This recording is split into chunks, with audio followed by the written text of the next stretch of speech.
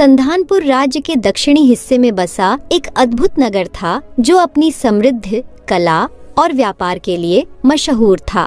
यहाँ का हर व्यक्ति किसी न किसी रूप में व्यापार से जुड़ा हुआ था। यह नगर अपनी बड़ी बड़ी मंडियों, विस्तृत बाजारों और चारों ओर फैले हरियाले खेतों के लिए प्रसिद्ध था।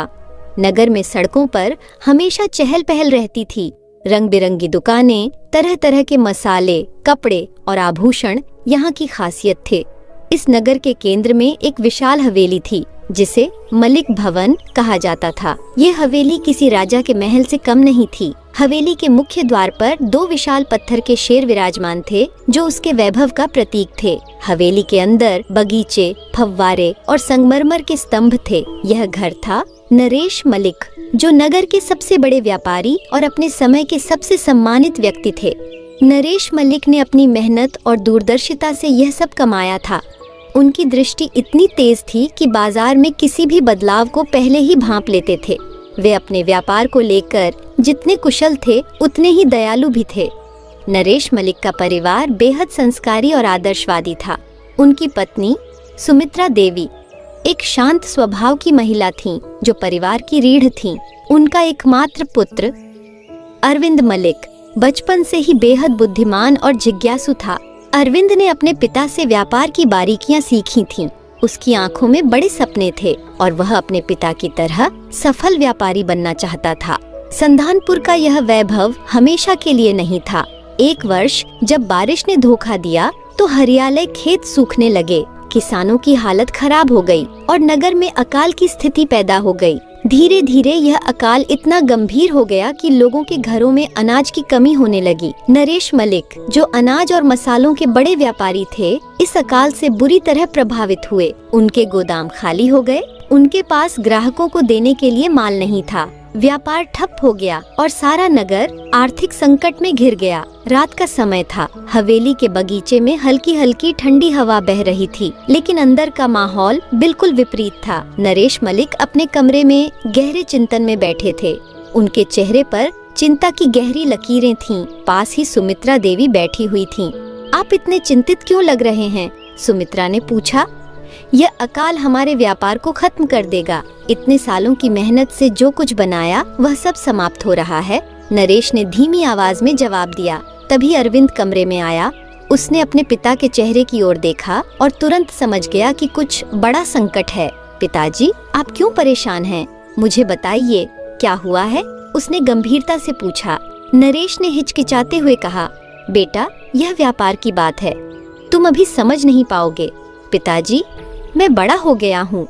मुझे आप पर बोझ बनने की बजाय आपकी मदद करनी चाहिए, अरविंद ने आत्मविश्वास से कहा।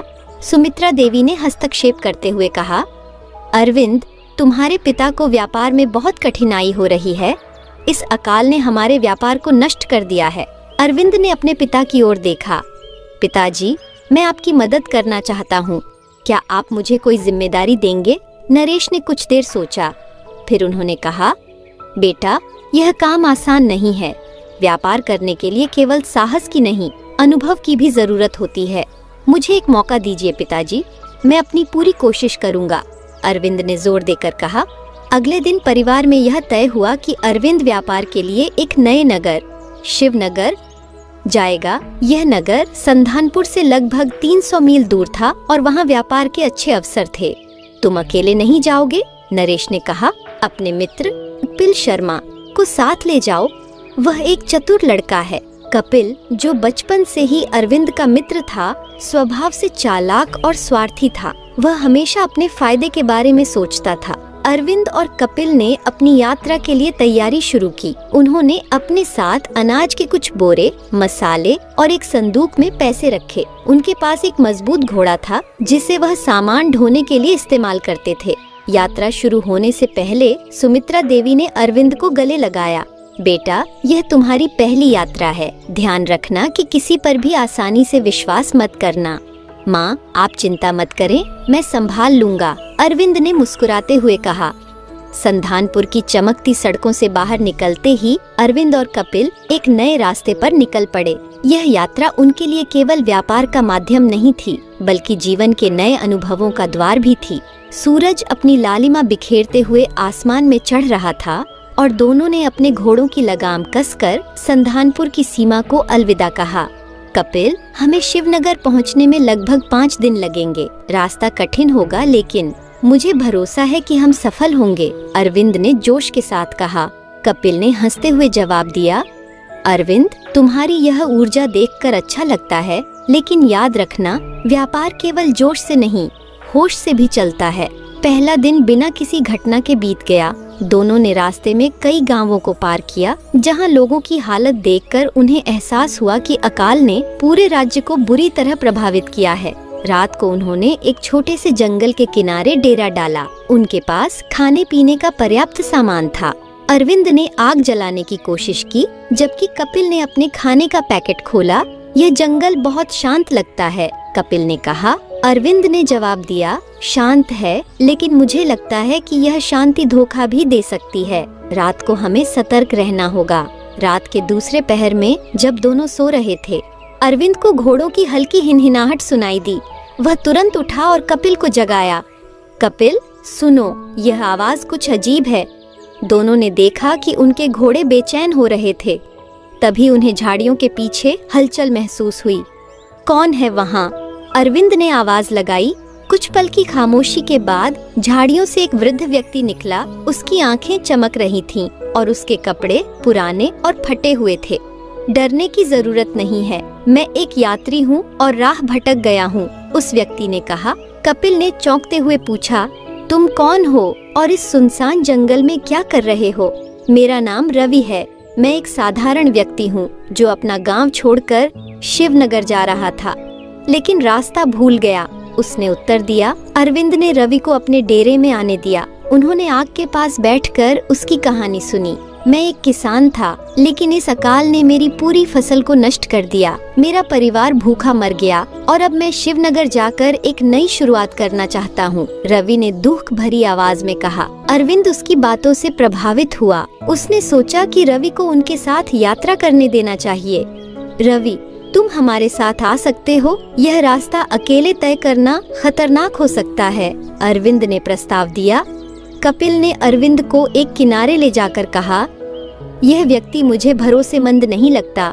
हमें इसे साथ ले जाने की कोई जरूरत नहीं है। लेकिन अरविंद ने ठान लिया था, कपिल, अगर हम एक जरूरतमंद की मदद कर सकते हैं तो हमें करनी चाहिए। अगले दिन तीनों ने अपनी यात्रा जारी रखी। रास्ते में उन्होंने कई छोटी घटनाएं देखीं, जैसे कि एक सूखा पड़ा हुआ तालाब जहां कुछ प्यासे जानवर पानी की तलाश में इधर उधर भटक रहे थे। यह नजारा देखकर अरविंद के मन में दुख और चिंता दोनों उत्पन्न हुए। कपिल, यह अकाल केवल इंसानों को नहीं, जानवरों को भी प्रभावित कर रहा है। हमें अपने व्यापार से कुछ ऐसा करना चाहिए जिससे लोगों और जानवरों दोनों की मदद हो सके, अरविंद ने कहा। कपिल ने ठंडी मुस्कान के साथ जवाब दिया, पहले अपने लिए कुछ कमाने का सोचो, फिर दूसरों की मदद करना। तीसरे दिन दोपहर को जब वे एक सुनसान इलाके से गुजर रहे थे, तभी उन्हें घोड़ों के तेज कदमों की आवाज सुनाई दी। कपिल, यह आवाज सही नहीं लग रही। अरविंद ने पीछे मुड़कर देखा तो करीब 5 घुड़सवार तेजी से उनकी ओर बढ़ रहे थे। वे सभी हथियारों से लैस थे। ये लुटेरे हैं, हमें बचने की कोई योजना बनानी होगी, रवि ने चिल्लाकर कहा। अरविंद ने घोड़ों को तेज दौड़ाने की कोशिश की, लेकिन लुटेरों ने उन्हें घेर लिया। जो भी धन दौलत है हमारे हवाले कर दो, वरना अपनी जान से हाथ धो बैठोगे, लुटेरों के मुखिया ने कहा।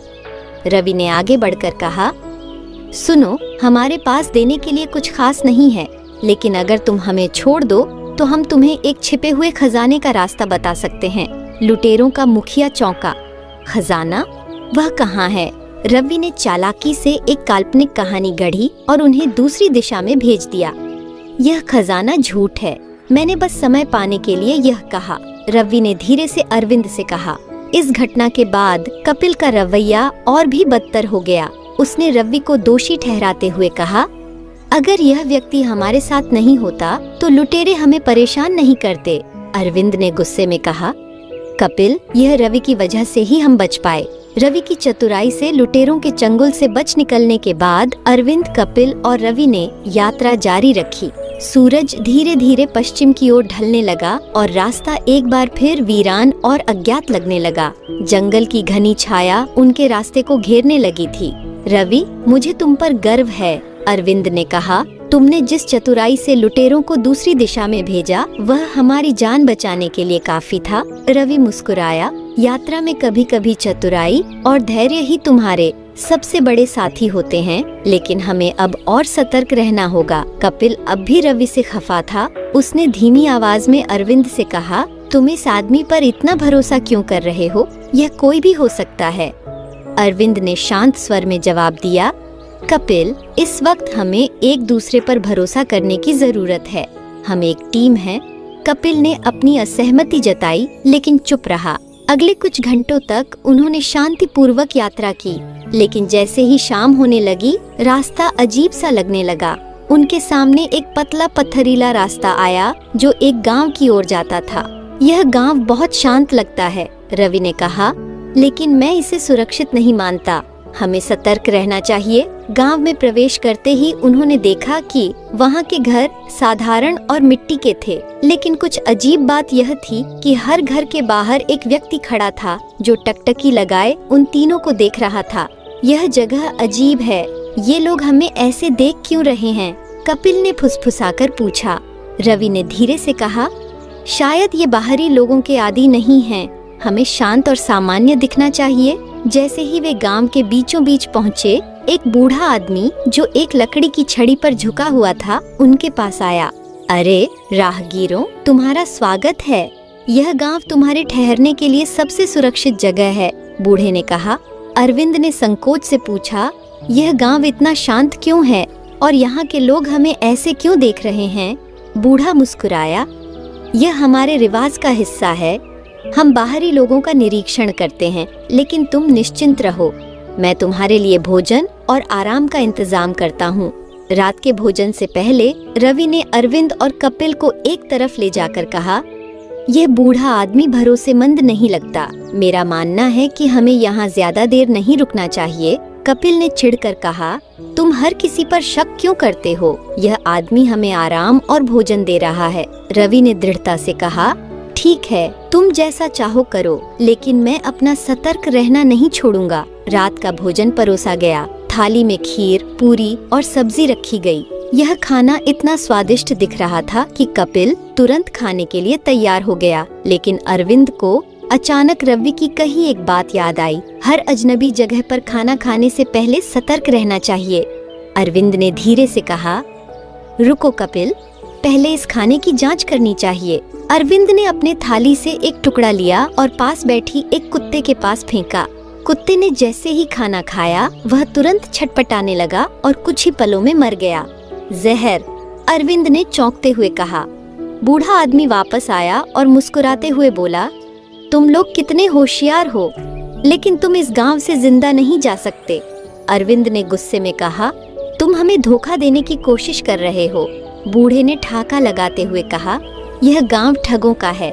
यहाँ जो भी आता है जिंदा नहीं बचता। अरविंद, कपिल और रवि को समझ आ गया कि उन्हें अपनी जान बचाने के लिए इस गांव से तुरंत भागना होगा। रवि, कोई रास्ता है? अरविंद ने फुसफुसाकर पूछा। मैंने देखा है कि गांव के पीछे की ओर एक संकरी गली है, लेकिन वहां तक पहुंचना आसान नहीं होगा। गांव के ठग अब उन्हें चारों ओर से घेर रहे थे, लेकिन रवि ने एक मशाल उठाई और उसे हवा में घुमाते हुए आग का धुआं फैलाया। इस अराजकता का फायदा उठाते हुए तीनों ने भागने की कोशिश की। गांव से बाहर निकलने के बाद वे एक गहरी गुफा में शरण लेने पहुंचे। हम यहाँ सुरक्षित हैं, लेकिन मुझे नहीं लगता कि यह खतरा टल गया है, रवि ने कहा। अरविंद ने गहरी सांस लेते हुए कहा, यह यात्रा हमारे लिए केवल व्यापार की नहीं, बल्कि जीवन और मृत्यु की लड़ाई बन गई है। कपिल अब तक चुप था। उसने महसूस किया कि रवि कितना महत्वपूर्ण था। गांव से निकलने के बाद तीनों ने भागते भागते एक गहरी गुफा का सहारा लिया। यह गुफा पहाड़ी के बीचों बीच स्थित थी और अंदर जाते ही उसकी ठंडी और अंधेरी दीवारों ने उन्हें अपने घेरे में ले लिया।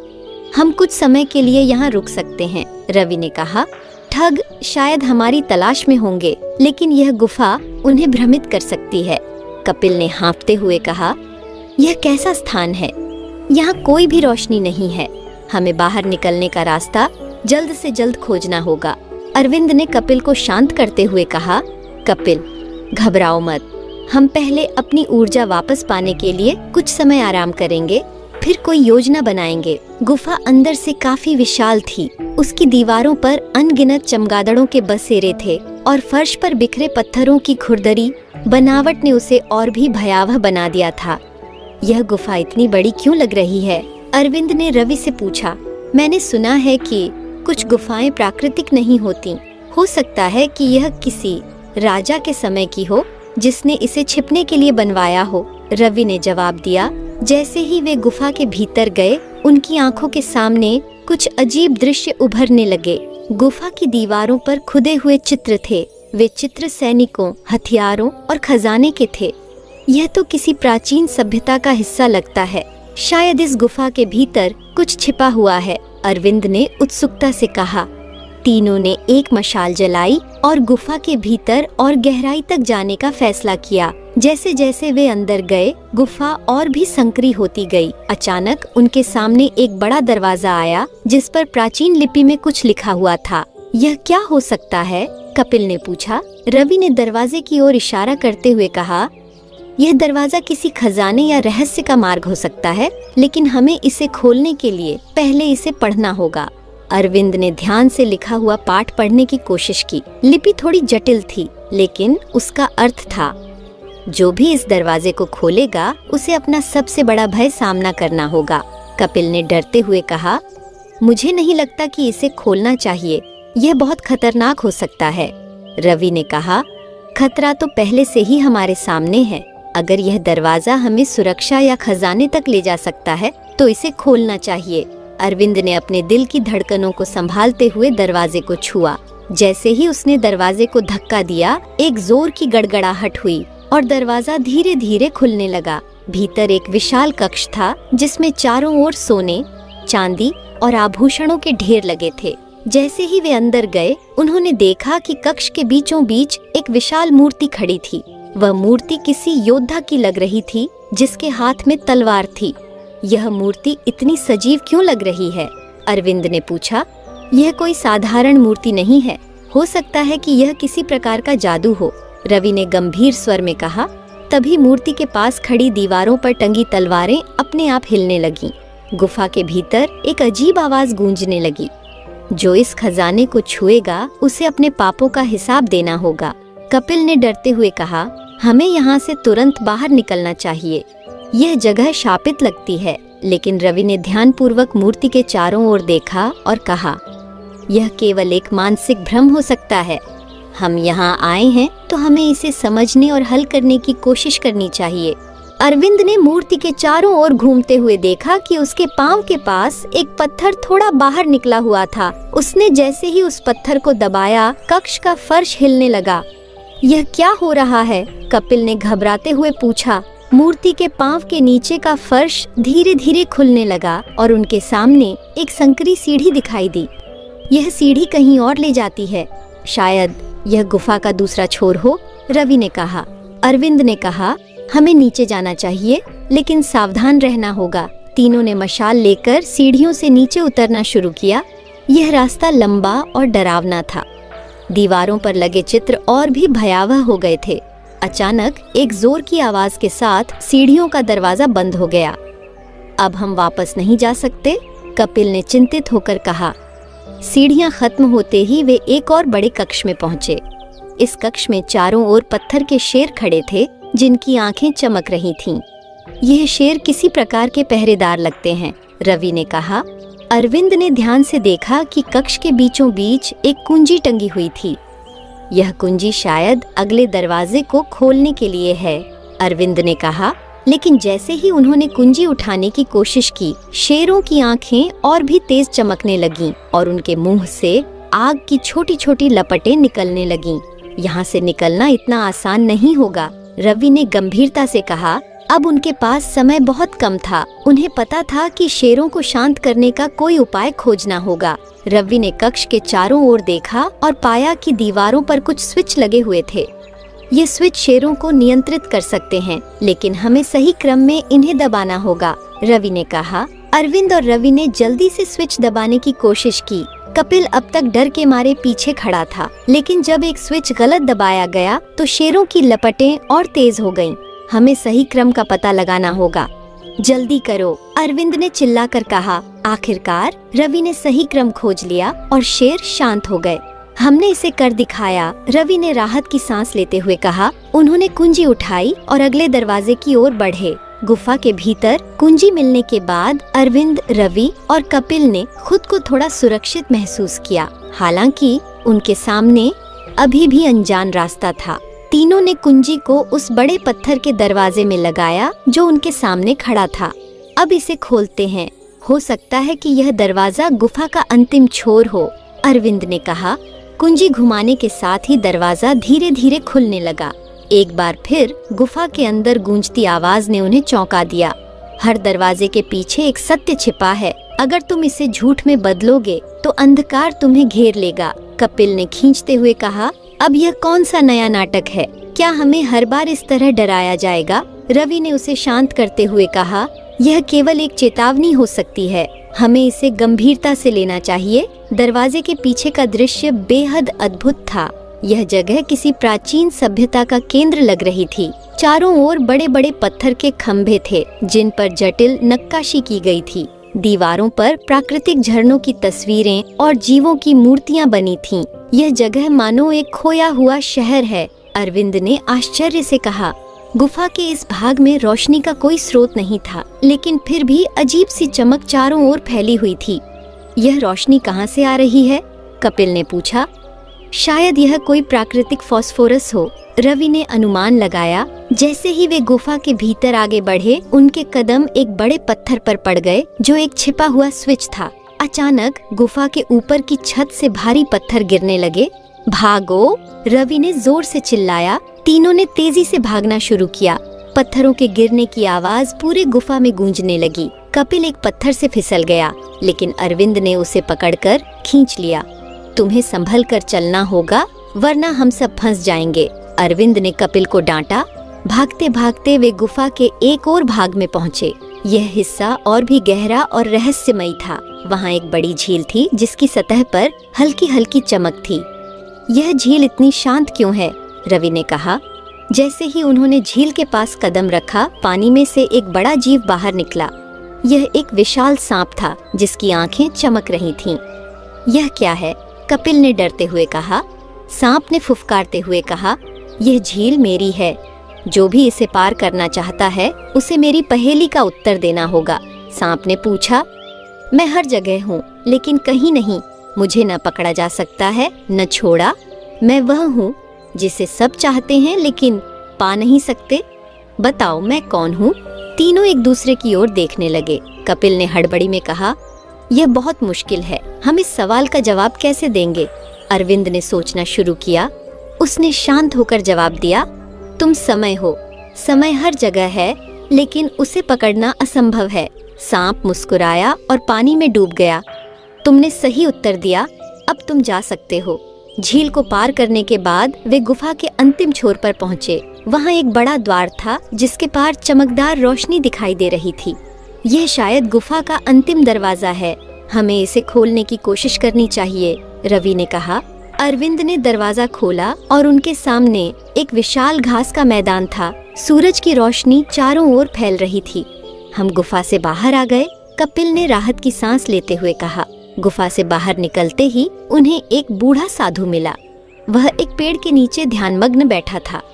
क्या तुम लोग गुफा से होकर आए हो? साधु ने पूछा। हाँ, अरविंद ने जवाब दिया। यह एक कठिन यात्रा थी, साधु ने हंसते हुए कहा। तुमने जो रास्ता चुना वह केवल बहादुरों के लिए था, लेकिन यह यात्रा तुम्हारे लिए समाप्त नहीं हुई है। तुम्हें अभी और कठिनाइयों का सामना करना होगा। साधु ने अरविंद की ओर इशारा करते हुए कहा, तुम्हारे जीवन में अभी एक बड़ा मोड़ आने वाला है। जो लोग तुम्हारे साथ हैं वे तुम्हारे सबसे बड़े दुश्मन भी बन सकते हैं। तुम्हें हर कदम पर सतर्क रहना होगा।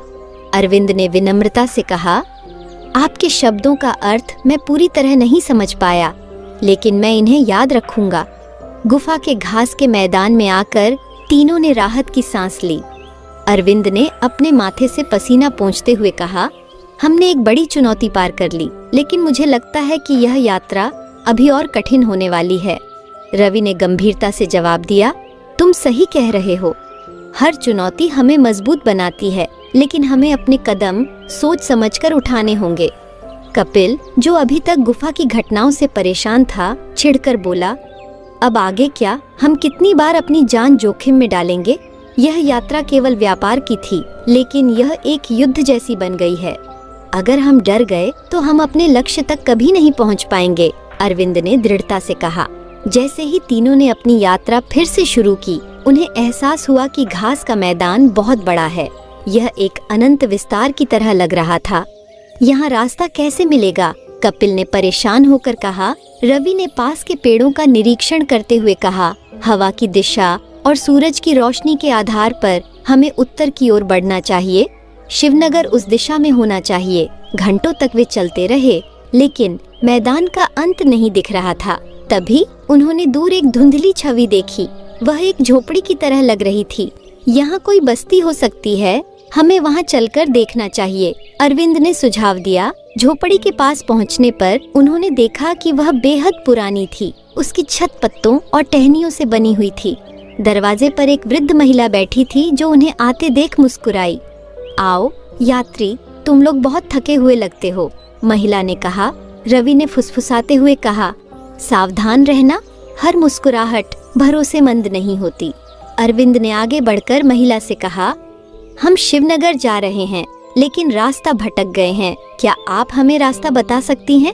महिला ने उनकी बात सुनकर कहा, यहाँ से शिवनगर तक का रास्ता सीधा नहीं है। तुम्हें एक पुराने गांव से होकर गुजरना होगा, जो यहाँ से करीब 2 दिन की दूरी पर है। लेकिन वह गांव सामान्य नहीं है। सामान्य नहीं है? आपका क्या मतलब है? कपिल ने घबराकर पूछा। महिला ने रहस्यमय स्वर में कहा, उस गांव में लोग नहीं रहते, केवल उनकी कहानियां रहती हैं। महिला ने उन्हें दिशा बताई और कहा, तुम्हें इस रास्ते पर सूरज डूबने से पहले निकल जाना चाहिए। रात को यहाँ भटकने वाले कभी वापस नहीं लौटते। तीनों ने झोपड़ी से कुछ खाने पीने का सामान लिया और महिला का धन्यवाद करते हुए गांव की ओर बढ़े। क्या तुमने देखा? उस महिला की आंखों में अजीब सी चमक थी, कपिल ने कहा। रवि ने जवाब दिया, वह निश्चित रूप से साधारण महिला नहीं थी, लेकिन हमें उसके बताए निर्देशों का पालन करना होगा। गांव तक पहुंचने का रास्ता कठिन और घना था। जंगल इतना गहरा था कि सूरज की रोशनी भी जमीन तक नहीं पहुंच पा रही थी। हर ओर अजीब सी आवाजें आ रही थीं, सूखे पत्तों की सरसराहट, पक्षियों की चिंचिंगाहट और कभी कभी दूर से जानवरों की दहाड़। यह जगह सच में डरावनी है, कपिल ने कांपती आवाज में कहा। अरविंद ने उसे साहस दिलाते हुए कहा, डरना बंद करो, यह सिर्फ हमारा भ्रम हो सकता है। रात होने से पहले वे एक छोटे तालाब के पास रुके। अरविंद ने कहा, यहाँ हम कुछ देर आराम कर सकते हैं, रात में चलना सुरक्षित नहीं होगा। जैसे ही उन्होंने आग जलाने की कोशिश की, तालाब से एक आवाज आई, तुम लोग कौन हो? इस जगह को छोड़ दो। तीनों ने चौंक कर तालाब की ओर देखा। वहाँ कोई नहीं था। कपिल ने डरते हुए कहा, यह क्या था? मैंने कुछ सुना। रवि ने चारों ओर देखा और कहा, यह शायद हमारी थकान का असर है। चलो आग जलाओ और कुछ खा लो। जैसे ही रात गहरी हुई, जंगल की आवाजें और तेज हो गईं। हवा में ठंडक बढ़ने लगी और आग की लपटें धीरे धीरे मंद पड़ने लगीं। हमें सावधान रहना होगा, रवि ने कहा। यह जगह हमारे लिए सुरक्षित नहीं लग रही। तभी पास के पेड़ों के पीछे से किसी के कदमों की आवाज आई। कौन है वहाँ? अरविंद ने जोर से कहा। कोई जवाब नहीं आया, लेकिन कदमों की आवाज और तेज हो गई। कुछ देर बाद एक आदमी पेड़ों के पीछे से निकला। उसकी उम्र लगभग 35 वर्ष की लग रही थी। वह एक गंदे कपड़े और फटे हुए जूते पहने हुए था। कृपया मुझे डराओ मत, मैं केवल यहाँ से गुजर रहा हूँ, आदमी ने कहा। तुम कौन हो और इस सुनसान जंगल में क्या कर रहे हो? रवि ने संदेह से पूछा। मेरा नाम स्मरवन है। मैं भी इस जंगल में भटक गया था। जब मैंने तुम्हारी आग देखी तो मदद मांगने चला आया, समर ने जवाब दिया। अरविंद ने समर को बैठने और खाना खाने की पेशकश की, लेकिन रवि अभी भी उस पर संदेह कर रहा था। तुम शिवनगर जा रहे हो? समर ने पूछा। हाँ, लेकिन रास्ता कठिन है, अरविंद ने कहा। मैं तुम्हारी मदद कर सकता हूँ। मैं इस इलाके को जानता हूँ समर ने कहा। समर के साथ मिलकर उन्होंने रात बिताई, लेकिन रवि ने अरविंद को एक ओर ले जाकर कहा, यह आदमी भरोसेमंद नहीं लगता, हमें इससे सावधान रहना होगा। लेकिन अगर वह हमारी मदद कर सकता है तो हमें उस पर भरोसा करना चाहिए, अरविंद ने जवाब दिया। जंगल में बिताई रात के बाद सुबह की पहली किरणों ने चारों को कुछ राहत दी। समर ने आग के बचे हुए कोयले से चाय बनाई। उसके हर हाव भाव में आत्मविश्वास झलक रहा था, लेकिन रवि की नजरें अभी भी उस पर टिकी हुई थीं। हमें आज जल्दी निकलना होगा, उस गांव तक पहुंचने में पूरा दिन लग सकता है, समर ने कहा। तुम इस जगह को इतना अच्छे से कैसे जानते हो? रवि ने सीधे सवाल किया। समर ने मुस्कुराते हुए कहा, यह जंगल कभी मेरा घर हुआ करता था, मैं पहले भी यहाँ रह चुका हूँ। जैसे जैसे वे जंगल के और अंदर गए, माहौल और अजीब होता गया। पेड़ों के ऊपर उड़ते पक्षियों की चिल्लाहट और सूखे पत्तों पर उनके कदमों की आवाज से सन्नाटा भंग हो रहा था। यहाँ हर चीज इतनी डरावनी क्यों लग रही है? कपिल ने घबरा कर कहा। रवि ने जवाब दिया, यह जंगल ऐसा ही है, यह तुम्हारे मन के डर को बढ़ा देता है, लेकिन याद रखना, हमें शांत रहना होगा। चलते चलते वे एक ऐसी जगह पहुँचे जहाँ जमीन पर जगह जगह पत्थर की मूर्तियाँ बिखरी हुई थीं। ये मूर्तियाँ इंसानों और जानवरों की थीं, लेकिन उनके चेहरे विकृत और अस्वाभाविक थे। यह मूर्तियाँ यहाँ क्यों हैं? अरविंद ने पूछा। यह किसी प्राचीन सभ्यता का हिस्सा हो सकती है, समर ने कहा, लेकिन इनका यहाँ होना सामान्य नहीं है। जैसे ही उन्होंने मूर्तियों को पार किया, एक पत्थर की मूर्ति अचानक गिर पड़ी। गिरने की आवाज इतनी तेज थी कि पक्षी डर कर उड़ गए और चारों ने एक दूसरे की ओर देखा। यह केवल एक दुर्घटना हो सकती है, रवि ने कहा, लेकिन उसकी आवाज में भी थोड़ा डर था। दोपहर के करीब जंगल के घने पेड़ों के बीच से एक गांव की छवि उभरने लगी। वह गांव सुनसान और शांत लग रहा था। वहां के घर मिट्टी और लकड़ी से बने थे और कई जगहों पर घरों की छतें टूटी हुई थीं। यह है वह गांव, समर ने कहा। यहाँ लोग पहले रहते थे, लेकिन अब यह वीरान है। लेकिन यह जगह इतनी खाली क्यों है? अरविंद ने पूछा। कहानी यह है कि इस गांव पर किसी प्राचीन श्राप का साया है। यहाँ जो भी रहता है वह रहस्यमय तरीके से गायब हो जाता है, समर ने कहा। गांव में कदम रखते ही एक ठंडी हवा का झोंका आया। ऐसा लगा जैसे कोई उन्हें देख रहा हो। यह जगह सुरक्षित नहीं लग रही, कपिल ने कहा। हमें ध्यान से चलना होगा, यहाँ हर कदम मायने रखता है, रवि ने जवाब दिया। जैसे ही वे गांव के बीच पहुँचे, उन्हें एक पुराना कुआं दिखाई दिया। कुएं के पास एक लकड़ी का डोल पड़ा था और रस्सी का सिरा कुएं के अंदर गायब हो गया था। क्या हमें इस कुएं की जांच करनी चाहिए? अरविंद ने पूछा। नहीं, यह कुआं एक जाल हो सकता है। यहाँ हर चीज संदिग्ध लगती है, रवि ने कहा। गांव के अंत में एक बड़ा मंदिर था। मंदिर की दीवारें काई से ढकी हुई थीं और उसका दरवाजा टूटा हुआ था। यह मंदिर क्यों इतना महत्वपूर्ण लगता है? कपिल ने पूछा। यह शायद इस गांव का केंद्र रहा होगा। हर पुरानी सभ्यता का दिल उसका मंदिर होता है, रवि ने कहा। मंदिर के अंदर का दृश्य और भी चौंकाने वाला था। वहाँ एक विशाल मूर्ति थी जो आधे इंसान और आधे जानवर की आकृति की थी। मूर्ति के नीचे कुछ अजीब चिन्ह बने हुए थे जिन्हें समझना मुश्किल था। यह चिन्ह किसी प्राचीन भाषा के लगते हैं, अरविंद ने कहा। यह मंत्र हो सकते हैं, शायद यह श्राप से जुड़ा है, समर ने कहा। जैसे ही वे मंदिर के अंदर गहराई में गए, एक छाया उनके पीछे पीछे चलने लगी। कौन है वहाँ? रवि ने चिल्लाकर पूछा, लेकिन कोई जवाब नहीं आया। छाया अचानक गायब हो गई। यह जगह सच में श्रापित है, कपिल ने डरते हुए कहा। मूर्ति के पीछे एक गुप्त दरवाजा था जो नीचे एक तहखाने की ओर जाता था। दरवाजे पर लिखा था, केवल वही प्रवेश करें जो सत्य का सामना कर सकते हैं। हमें यहाँ जाना चाहिए, ये शायद हमारे सवालों का जवाब देगा, अरविंद ने कहा। लेकिन यह खतरनाक हो सकता है, कपिल ने कहा। हर खतरे में अवसर छिपा होता है, रवि ने दृढ़ता से कहा। तहखाने के अंदर अंधेरा था। दीवारों पर पुराने दीपक लगे थे जो शायद सदियों से जलाए नहीं गए थे। जैसे ही वे आगे बढ़े, दीवारों पर अजीब नक्काशी दिखने लगी। ये चित्र लोगों को अजीब प्राणियों में बदलते हुए दिखा रहे थे। यह क्या हो सकता है? अरविंद ने पूछा। यह शायद उस श्राप का हिस्सा है जिसका यह गांव शिकार हुआ था। समर ने कहा, तहखाने के अंत में एक बड़ा कक्ष था। वहाँ एक विशाल पत्थर की संरचना खड़ी थी जिसके सामने एक सजीव मूर्ति जैसी आकृति खड़ी थी। यह कौन है? कपिल ने घबराकर पूछा। यह शायद इस मंदिर का गार्डियन है, हमें इससे सावधान रहना होगा, रवि ने कहा। गार्डियन ने एक गहरी आवाज में कहा, तुम लोग कौन हो और यहाँ क्यों आए हो? हम रास्ता भटक गए हैं, हम इस जगह का रहस्य समझना चाहते हैं, अरविंद ने साहस से कहा। गार्डियन ने कहा, अगर तुम सच में साहसी हो तो मेरे सवालों का जवाब दो। गार्डियन की आवाज गहरी, गूंजती हुई और भयावह थी। ऐसा लग रहा था जैसे पूरा तहखाना उसकी शक्ति के अधीन हो। उसकी चमकती हुई आंखें और स्थिर मुद्रा ने माहौल को और भी डरावना बना दिया। तुमने मेरे स्थान पर कदम रखा है, गार्डियन ने कहा। यह स्थान केवल उन्हीं के लिए है जो सत्य का सामना कर सकते हैं। हम किसी को चुनौती देने नहीं आए हैं, अरविंद ने विनम्रता से कहा। हम केवल रास्ता खोज रहे हैं, गार्डियन ने ठहाका लगाते हुए कहा। रास्ते आसानी से नहीं मिलते, सत्य और साहस का परीक्षण जरूरी है। क्या तुम इसके लिए तैयार हो? गार्डियन ने एक दीवार की ओर इशारा किया जो अचानक चमकने लगी।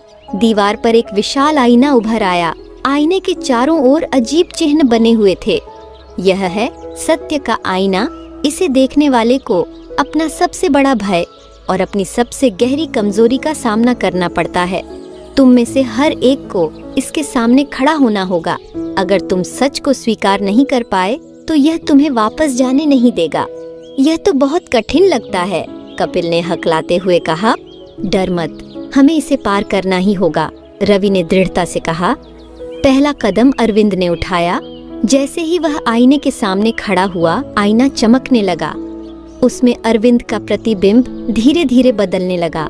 अरविंद ने देखा कि वह अकेला खड़ा है। उसके चारों ओर अंधेरा है। उसकी व्यापार की सारी योजनाएं बर्बाद हो चुकी हैं। उसने अपने पिता को कर्ज के बोझ तले दबे हुए देखा। यह मेरा डर है, अरविंद ने धीमे से कहा। गार्डियन की आवाज गूंजी। तुम्हारा डर तुम्हारी जिम्मेदारी है, क्या तुम इसे स्वीकार कर सकते हो? अरविंद ने गहरी सांस ली और कहा, हाँ, मैं इसे स्वीकार करता हूँ। यह मेरी कमजोरी है, लेकिन मैं इसे हराने की कोशिश करूंगा। आईना शांत हो गया और गार्डियन ने कहा, तुमने सत्य को स्वीकार किया। कपिल बेमन से आईने के पास गया। जैसे ही उसने देखा, आईने में उसका चेहरा बदलने लगा। उसने खुद को एक कायर और स्वार्थी व्यक्ति के रूप में देखा जो केवल अपने फायदे के लिए दूसरों का इस्तेमाल करता था। नहीं, यह झूठ है, कपिल ने चिल्लाया। गार्डियन ने कहा, अगर तुम सत्य को अस्वीकार करोगे तो तुम यहाँ से आगे नहीं बढ़ पाओगे। कपिल ने डरते हुए कहा, ठीक है, मैं स्वीकार करता हूँ कि मैं स्वार्थी हूँ, लेकिन मैं बदलना चाहता हूँ। आईना धीरे धीरे शांत हो गया। रवि आईने के सामने खड़ा हुआ, लेकिन उसके चेहरे पर एक अलग ही शांति थी। में उसने खुद को देखा, लेकिन उसमें एक और छवि उभरी, एक बच्चा जो भूखा और अकेला था। गार्डियन ने कहा, तुम्हारा भय तुम्हारे अतीत से जुड़ा है, क्या तुम इसे स्वीकार करते हो? रवि ने कहा, हाँ, मैं जानता हूँ कि मेरे अतीत की कठिनाइयों ने मुझे मजबूत बनाया, लेकिन मैं इसे अपने वर्तमान पर हावी नहीं होने दूंगा। आईना फिर से शांत हो गया। तुमने सत्य को स्वीकार कर लिया, गार्डियन ने कहा। अब दूसरी चुनौती है साहस की। तभी कक्ष के फर्श से 3 अलग अलग दरवाजे प्रकट हुए। हर दरवाजे पर एक चिन्ह था, एक अग्नि का प्रतीक, एक पानी की लहर, एक हवा की आंधी। हर दरवाजा एक चुनौती का प्रतिनिधित्व करता है। तुम्हें इसे पार करना होगा। चुनो, किस दरवाजे से गुजरना चाहते हो? गार्डियन ने कहा। अरविंद ने पहला दरवाजा चुना। जैसे ही उसने प्रवेश किया, उसने खुद को एक विशाल कक्ष में पाया जिसमें चारों ओर आग की लपटें थीं। यहाँ से कैसे निकलूं? उसने खुद से कहा। अचानक गार्डियन की आवाज सुनाई दी। यह अग्नि तुम्हारे धैर्य और आत्मविश्वास की परीक्षा लेगी। अगर तुम डर गए तो यह तुम्हें जला देगी, लेकिन अगर तुम शांत रहोगे तो यह तुम्हें रास्ता दिखाएगी। अरविंद ने गहरी सांस ली और आग के बीच से धीरे धीरे चलना शुरू किया। आग की गर्मी ने उसे थका दिया, लेकिन उसने अपनी नजरें रास्ते पर बनाए रखीं। कुछ ही देर में वह कक्ष के दूसरे छोर पर पहुंच गया। रवि ने दूसरा दरवाजा चुना। वह खुद को एक विशाल पानी के तालाब में पाया। यह जगह इतनी गहरी है मुझे तैरना भी नहीं आता, उसने खुद से कहा। तभी गार्डियन की आवाज आई, तुम्हारी ताकत पानी की गहराई से नहीं, तुम्हारे आत्मविश्वास से आएगी। भरोसा रखो और आगे बढ़ो। रवि ने धीरे धीरे पानी में कदम रखा। उसने देखा कि जैसे ही वह शांत रहता, पानी उसे सहारा देता। उसने धीरे धीरे तैरना शुरू किया और दूसरी ओर पहुंच गया। कपिल ने तीसरा दरवाजा चुना। वहां एक भयंकर आंधी चल रही थी जो उसे बार बार पीछे धकेल रही थी। मैं यह नहीं कर सकता, कपिल ने चिल्लाया। अगर तुम खुद पर विश्वास नहीं करोगे तो यह आंधी तुम्हें नष्ट कर देगी, गार्डियन की आवाज गूंजी। कपिल ने साहस जुटाया और धीरे धीरे आगे बढ़ना शुरू किया। उसने हवा का सामना किया और अंततः कक्ष के दूसरे छोर पर पहुंच गया। गार्डियन ने तीनों को वापस मुख्य कक्ष में बुलाया। तुमने सत्य और साहस की परीक्षा पास कर ली है। अब तुम्हारे पास वह ज्ञान है जो तुम्हें आगे की यात्रा में मदद करेगा। लेकिन याद रखना, यह अंत नहीं है। सबसे बड़ी चुनौती अभी बाकी है। गार्डियन ने उन्हें एक प्राचीन नक्शा दिया जिसमें एक और गांव का रास्ता था। यह नक्शा तुम्हें उस जगह ले जाएगा जहां तुम्हारी यात्रा का असली उद्देश्य प्रकट होगा। गार्डियन द्वारा दिए गए नक्शे को लेकर अरविंद, रवि और कपिल मंदिर से बाहर निकले। नक्शा एक मोटे चमड़े पर बना हुआ था जिस पर पुरानी भाषा में कुछ संकेत और प्रतीक उकेरे गए थे। नक्शे के कोनों में 4 जानवरों के चित्र थे, सिंह, चील, हाथी और सांप। यह नक्शा केवल एक साधारण कागज का टुकड़ा नहीं है, रवि ने ध्यान से देखते हुए कहा। क्या तुम इसे पढ़ सकते हो? अरविंद ने उत्सुकता से पूछा। इसमें 4 दिशाओं के प्रतीक हैं। हर दिशा एक विशेष स्थान का संकेत देती है। शायद हमें इन 4 स्थानों पर जाकर कुछ ढूंढना होगा, रवि ने उत्तर दिया। नक्शे के अनुसार पहला स्थान एक पुराने जलाशय के पास था, लेकिन उससे पहले उन्हें जंगल के भीतर से एक कठिन यात्रा करनी थी। हमें सूरज ढलने से पहले इस जंगल को पार करना होगा, रवि ने कहा। क्या यह नक्शा हमें सही रास्ता दिखाएगा या यह भी किसी नई मुसीबत की शुरुआत है? कपिल ने संदेह से पूछा। जंगल की यात्रा कठिन थी। विशाल पेड़, कांटेदार झाड़ियां और अचानक होने वाले जानवरों के हमले ने रास्ते को और भी खतरनाक बना दिया था। जंगल के बीच से गुजरते हुए उन्हें एक बड़ा झरना दिखाई दिया। झरने का पानी चमचमाता हुआ नीचे गिर रहा था और उसके पास एक पत्थर का पुल था। हमें इस पुल को पार करना होगा, अरविंद ने कहा। जैसे ही उन्होंने पुल पर कदम रखा, अचानक एक अजीब सी गूंज सुनाई दी। पुल के नीचे से एक विशाल मगरमच्छ बाहर निकला। यह मगरमच्छ हमारी राह रोकने के लिए तैयार है, रवि ने कहा। मगरमच्छ ने जोर की आवाज निकाली और पूंछ से पुल को हिलाना शुरू कर दिया। अरविंद ने अपनी तलवार निकाली जो उसने गांव के मंदिर में गार्डियन के कक्ष से उठाई थी। हमें इसे हराना होगा। ये हमारे रास्ते का सबसे बड़ा रोड़ा है। कपिल डर के मारे पीछे हट गया, जबकि रवि ने मगरमच्छ का ध्यान भटकाने के लिए एक बड़ा पत्थर उठाकर उसकी ओर फेंका। मगरमच्छ ने गुस्से में झपट्टा मारा, लेकिन अरविंद ने उसके सिर पर जोरदार वार किया। मगरमच्छ ने एक आखिरी दहाड़ लगाई और झरने के नीचे गिर गया। हम इसे पार कर गए, अरविंद ने राहत की सांस लेते हुए कहा। पुल पार करने के बाद वे नक्शे पर बताए गए जलाशय के पास पहुँचे। जलाशय सूखा हुआ था और उसके चारों ओर पुराने मंदिरों के खंडहर फैले हुए थे। यहाँ कोई इंसान नहीं है, लेकिन इस जगह पर कुछ अजीब सी शांति है, रवि ने कहा। जैसे ही वे जलाशय के पास पहुँचे, उन्हें एक बूढ़ा आदमी दिखाई दिया जो फटे कपड़ों में खड़ा था। तुम लोग कौन हो? बूढ़े ने पूछा। हम रास्ता भटक गए हैं, हम इस नक्शे के निर्देशों का पालन कर रहे हैं, अरविंद ने जवाब दिया। बूढ़े ने नक्शे की ओर देखा और कहा, यह नक्शा तुम्हें तुम्हारे भाग्य तक ले जाएगा, लेकिन पहले तुम्हें इस जलाशय का रहस्य समझना होगा। बूढ़े ने बताया कि यह जलाशय एक प्राचीन सभ्यता का केंद्र था। यहाँ पानी कभी नहीं सूखता था और इसे जीवन का स्रोत माना जाता था, लेकिन कुछ 100 साल पहले एक श्राप ने इसे बंजर बना दिया। अगर तुम इस जलाशय को पुनर्जीवित कर सको तो यह तुम्हें अगले स्थान का मार्ग दिखाएगा, बूढ़े ने कहा। लेकिन इसे पुनर्जीवित कैसे किया जा सकता है? कपिल ने पूछा। तुम्हें यहाँ की पवित्र मूर्ति को खोजकर जलाशय के बीच में स्थापित करना होगा। यह मूर्ति यहीं कहीं खंडहरों के बीच छिपी हुई है, बूढ़े ने उत्तर दिया। तीनों ने खंडहरों में मूर्ति को ढूंढना शुरू किया। जगह जगह झाड़ियों और टूटे हुए पत्थरों के बीच उन्हें कई पुरानी मूर्तियाँ और कलाकृतियाँ मिलीं, लेकिन पवित्र मूर्ति नहीं मिली। यह इतना आसान नहीं होगा, हमें हर कोने को ध्यान से खंगालना होगा, रवि ने कहा। घंटों की तलाश के बाद उन्हें एक गुफा का रास्ता मिला जो खंडहरों के नीचे छिपा हुआ था। यह गुफा शायद उस मूर्ति तक ले जाए, अरविंद ने कहा। गुफा के अंदर घुसते ही ठंडक ने उन्हें घेर लिया। गुफा के अंदर चमगादड़ों की चिल्लाहट और पानी की बूंदों की आवाज ने माहौल को और डरावना बना दिया। यहाँ कुछ न कुछ छिपा है, रवि ने कहा। जैसे ही वे गुफा के अंदर गए, उन्होंने देखा कि गुफा के बीच में एक पत्थर की पट्टी पर एक मूर्ति रखी हुई थी, लेकिन मूर्ति तक पहुंचने के लिए एक जाल बिछा हुआ था। यह जाल किसी पहरेदार ने लगाया होगा, कपिल ने कहा। हमें इसे पार करना होगा, लेकिन सावधानी से, अरविंद ने कहा। गुफा के जाल को पार करने के बाद वे मूर्ति को लेकर जलाशय तक पहुँचे। मूर्ति को जलाशय के बीच में स्थापित करते ही सूखा जलाशय धीरे धीरे पानी से भरने लगा। चारों ओर एक हल्की रोशनी फैल गई। यह चमत्कार है, कपिल ने हैरानी से कहा। जैसे ही जलाशय पूरी तरह से भर गया, उसकी सतह पर नक्शे का अगला हिस्सा उभर आया। यह एक और स्थान की ओर संकेत कर रहा था, जो एक प्राचीन किले में था। हमें अब इस किले तक जाना होगा, यह हमारी अगली परीक्षा है, रवि ने कहा। जलाशय में पानी भरने के बाद चारों के चेहरे पर राहत और उत्साह का मिश्रण था। अरविंद ने जलाशय के पास खड़े होकर उसे गौर से देखा। अब वह बिल्कुल जीवंत लग रहा था। पानी की हल्की हल्की लहरें और उसमें तैरते काई के गुच्छे एक बार फिर जीवन की शुरुआत का संकेत दे रहे थे। यह जगह अब वैसी नहीं रही। पानी की यह लहरें हमें आगे बढ़ने की प्रेरणा दे रही हैं, अरविंद ने मुस्कुराते हुए कहा। लेकिन याद रखना, रवि ने गंभीरता से कहा, यह यात्रा अभी खत्म नहीं हुई है।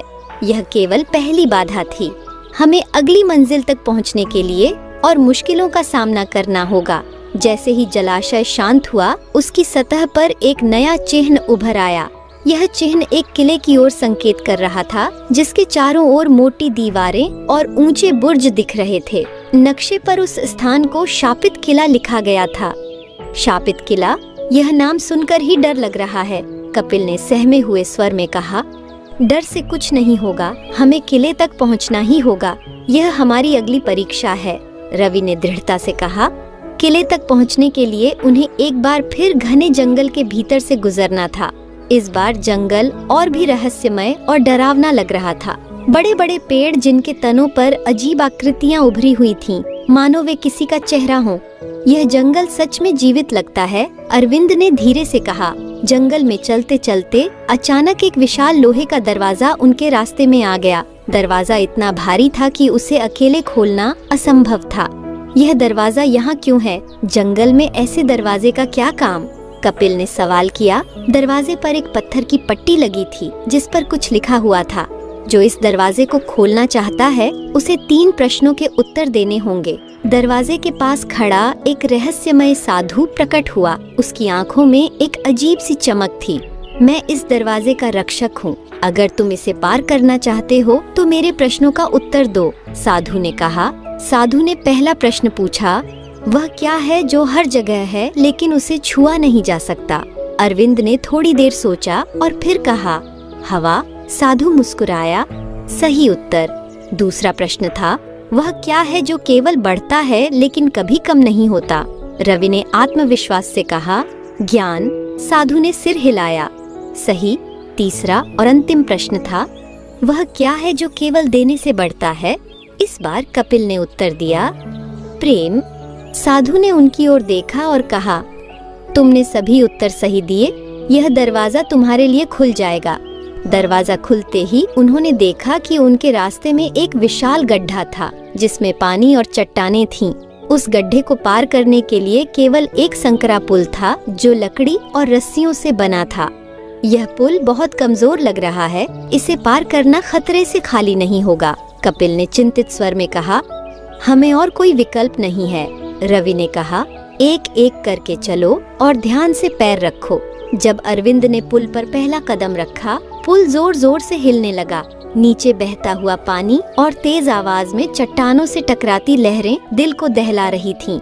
सावधान अरविंद, यह पुल टूट सकता है, कपिल ने डरते हुए चिल्लाया। अरविंद ने धीरे धीरे पुल पार किया। उसके बाद रवि ने भी सावधानी पूर्वक पुल पार किया, लेकिन जब कपिल पुल पर चला तो उसकी रस्सी का एक सिरा टूटने लगा। मुझे बचाओ, कपिल चिल्लाया। अरविंद और रवि ने झपट कर कपिल को खींच लिया और उसे सुरक्षित पार ले आए। यह बहुत खतरनाक था।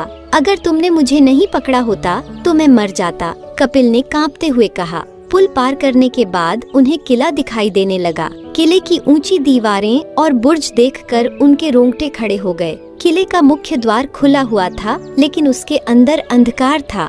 यह किला सच में डरावना है, कपिल ने कहा। हमें तैयार रहना होगा, यह हमारी सबसे बड़ी परीक्षा हो सकती है, रवि ने कहा। किले में प्रवेश करते ही उन्हें एक बड़ा कक्ष मिला। कक्ष के बीचों बीच एक पत्थर का मंच था और उसके चारों ओर दीवारों पर बड़े बड़े चित्र थे। ये चित्र किसी युद्ध या बलिदान की कहानी बताते हैं, अरविंद ने कहा। जैसे ही वे मंच के पास पहुँचे, कक्ष के दरवाजे अपने आप बंद हो गए। एक भारी आवाज गूंजने लगी, जो भी इस कक्ष में आया है उसे बलिदान के अर्थ को समझना होगा। मंच पर 3 दीपक रखे हुए थे। हर दीपक के नीचे एक शिला थी जिस पर लिखा था समय, धन, जीवन। हमें इनमें से किसी एक को चुनना होगा, रवि ने कहा। लेकिन इसका क्या मतलब है, कपिल ने पूछा। अरविंद ने कहा, बलिदान का मतलब है अपनी सबसे मूल्यवान चीज को त्यागना। अगर हम समय को चुनते हैं तो हमें अपनी यात्रा के लिए अधिक इंतजार करना होगा। अगर धन को चुनते हैं तो हमें अपने संसाधनों को खोना पड़ेगा, और अगर जीवन को चुनते हैं, उसने रुककर कहा, तो हमें किसी की जान देनी होगी, रवि ने गंभीरता से कहा। अरविंद ने गहरी सांस ली और धन को चुना। जैसे ही उसने दीपक उठाया, उनका नक्शा चमकने लगा और कक्ष के दरवाजे फिर से खुल गए। हमने सही चुना, बलिदान केवल अपने स्वार्थ को छोड़ने का नाम है, रवि ने कहा। अरविंद, रवि और कपिल बलिदान की पहली परीक्षा पास कर मुख्य कक्ष से बाहर निकले। जैसे ही उन्होंने अगला कदम बढ़ाया, उनके सामने एक लंबा और अंधेरा गलियारा आया। इस गलियारे की दीवारों पर अजीब से प्रतीक और चित्र बने हुए थे। यह प्रतीक हमें किसी रहस्य की ओर इशारा कर रहे हैं, रवि ने कहा। दीवारों पर बनाए गए चित्र युद्ध, शांति और विनाश को दर्शा रहे थे। हर चित्र के नीचे एक अनजानी भाषा में कुछ लिखा हुआ था। यह भाषा कुछ प्राचीन लगती है, अरविंद ने कहा। यह शायद इस किले के इतिहास की कहानियां हों, रवि ने अनुमान लगाया। जैसे ही वे आगे बढ़े, गलियारे के अंत में एक बड़ा दरवाजा दिखा। इस दरवाजे पर एक विशाल शेर की मूर्ति उकेरी गई थी, जिसकी आंखें चमक रही थीं। यह दरवाजा हमारी अगली परीक्षा की ओर इशारा कर रहा है, कपिल ने सहमे हुए स्वर में कहा। दरवाजे के सामने एक पत्थर का पटल रखा था, जिस पर एक पहेली लिखी हुई थी। वह कौन है जो समय से तेज चलता है लेकिन स्थिर रहता है? यह समय की बात कर रहा है, कपिल ने घबराते हुए कहा। नहीं, रवि ने कहा, यह हमारी सोच की परीक्षा है। यह उत्तर प्रकाश है। जैसे ही रवि ने प्रकाश कहा, दरवाजा धीरे धीरे खुलने लगा। अंदर का दृश्य और भी अजीब था। दरवाजे के अंदर एक और विशाल कक्ष था। कक्ष के बीचों बीच एक गोलाकार पत्थर की संरचना थी, जिसके चारों ओर खून के धब्बे थे। उसके पास 3 अलग अलग रास्ते थे, जिन पर जीवन, मृत्यु और निर्णय लिखा हुआ था। हमें इन तीनों में से एक रास्ता चुनना होगा, अरविंद ने कहा। लेकिन यह इतना आसान नहीं होगा। हर रास्ते के पीछे कुछ न कुछ छिपा हुआ है, रवि ने सावधानी से कहा। अरविंद ने जीवन वाले रास्ते को चुना। जैसे ही उन्होंने पहला कदम बढ़ाया, चारों ओर हरियाली और प्रकृति का सुंदर दृश्य उभर आया। पक्षियों की चहचहाहट, झरने की मधुर ध्वनि और फूलों की खुशबू ने उन्हें मोहित कर दिया। यह तो बहुत ही अद्भुत है, कपिल ने उत्साह से कहा। लेकिन अचानक हरियाली धुंध में बदलने लगी, फूल कांटों में बदल गए और पक्षियों की आवाज डरावनी चीखों में तब्दील हो गई। यह क्या हो रहा है? अरविंद ने चिंतित होकर पूछा। तभी एक रहस्यमय आवाज गूंजी। जीवन हमेशा सुंदर नहीं होता, इसे स्वीकार करना और संतुलन बनाना सीखो।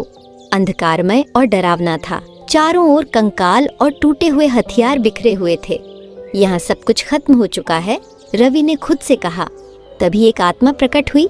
वह रोते हुए कह रही थी, मुझे क्यों छोड़ा? यह केवल तुम्हारी मानसिक परीक्षा है। रवि ने खुद को शांत किया।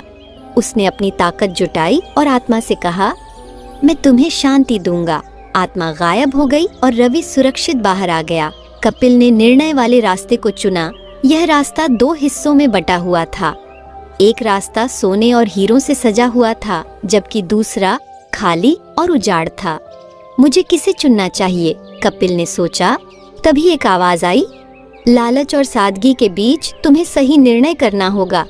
कपिल ने सादगी वाले रास्ते को चुना और अंततः सही निर्णय लेकर बाहर आ गया। तीनों अपनी अपनी परीक्षा पास कर कक्ष में वापस मिले। कक्ष के केंद्र में रखा पत्थर चमकने लगा और उसके ऊपर एक और नक्शा उभर आया। यह हमें एक गुप्त स्थान की ओर ले जा रहा है, रवि ने कहा। जैसे ही वे कक्ष से बाहर निकले, अचानक ठगों का एक समूह उनके सामने आ गया।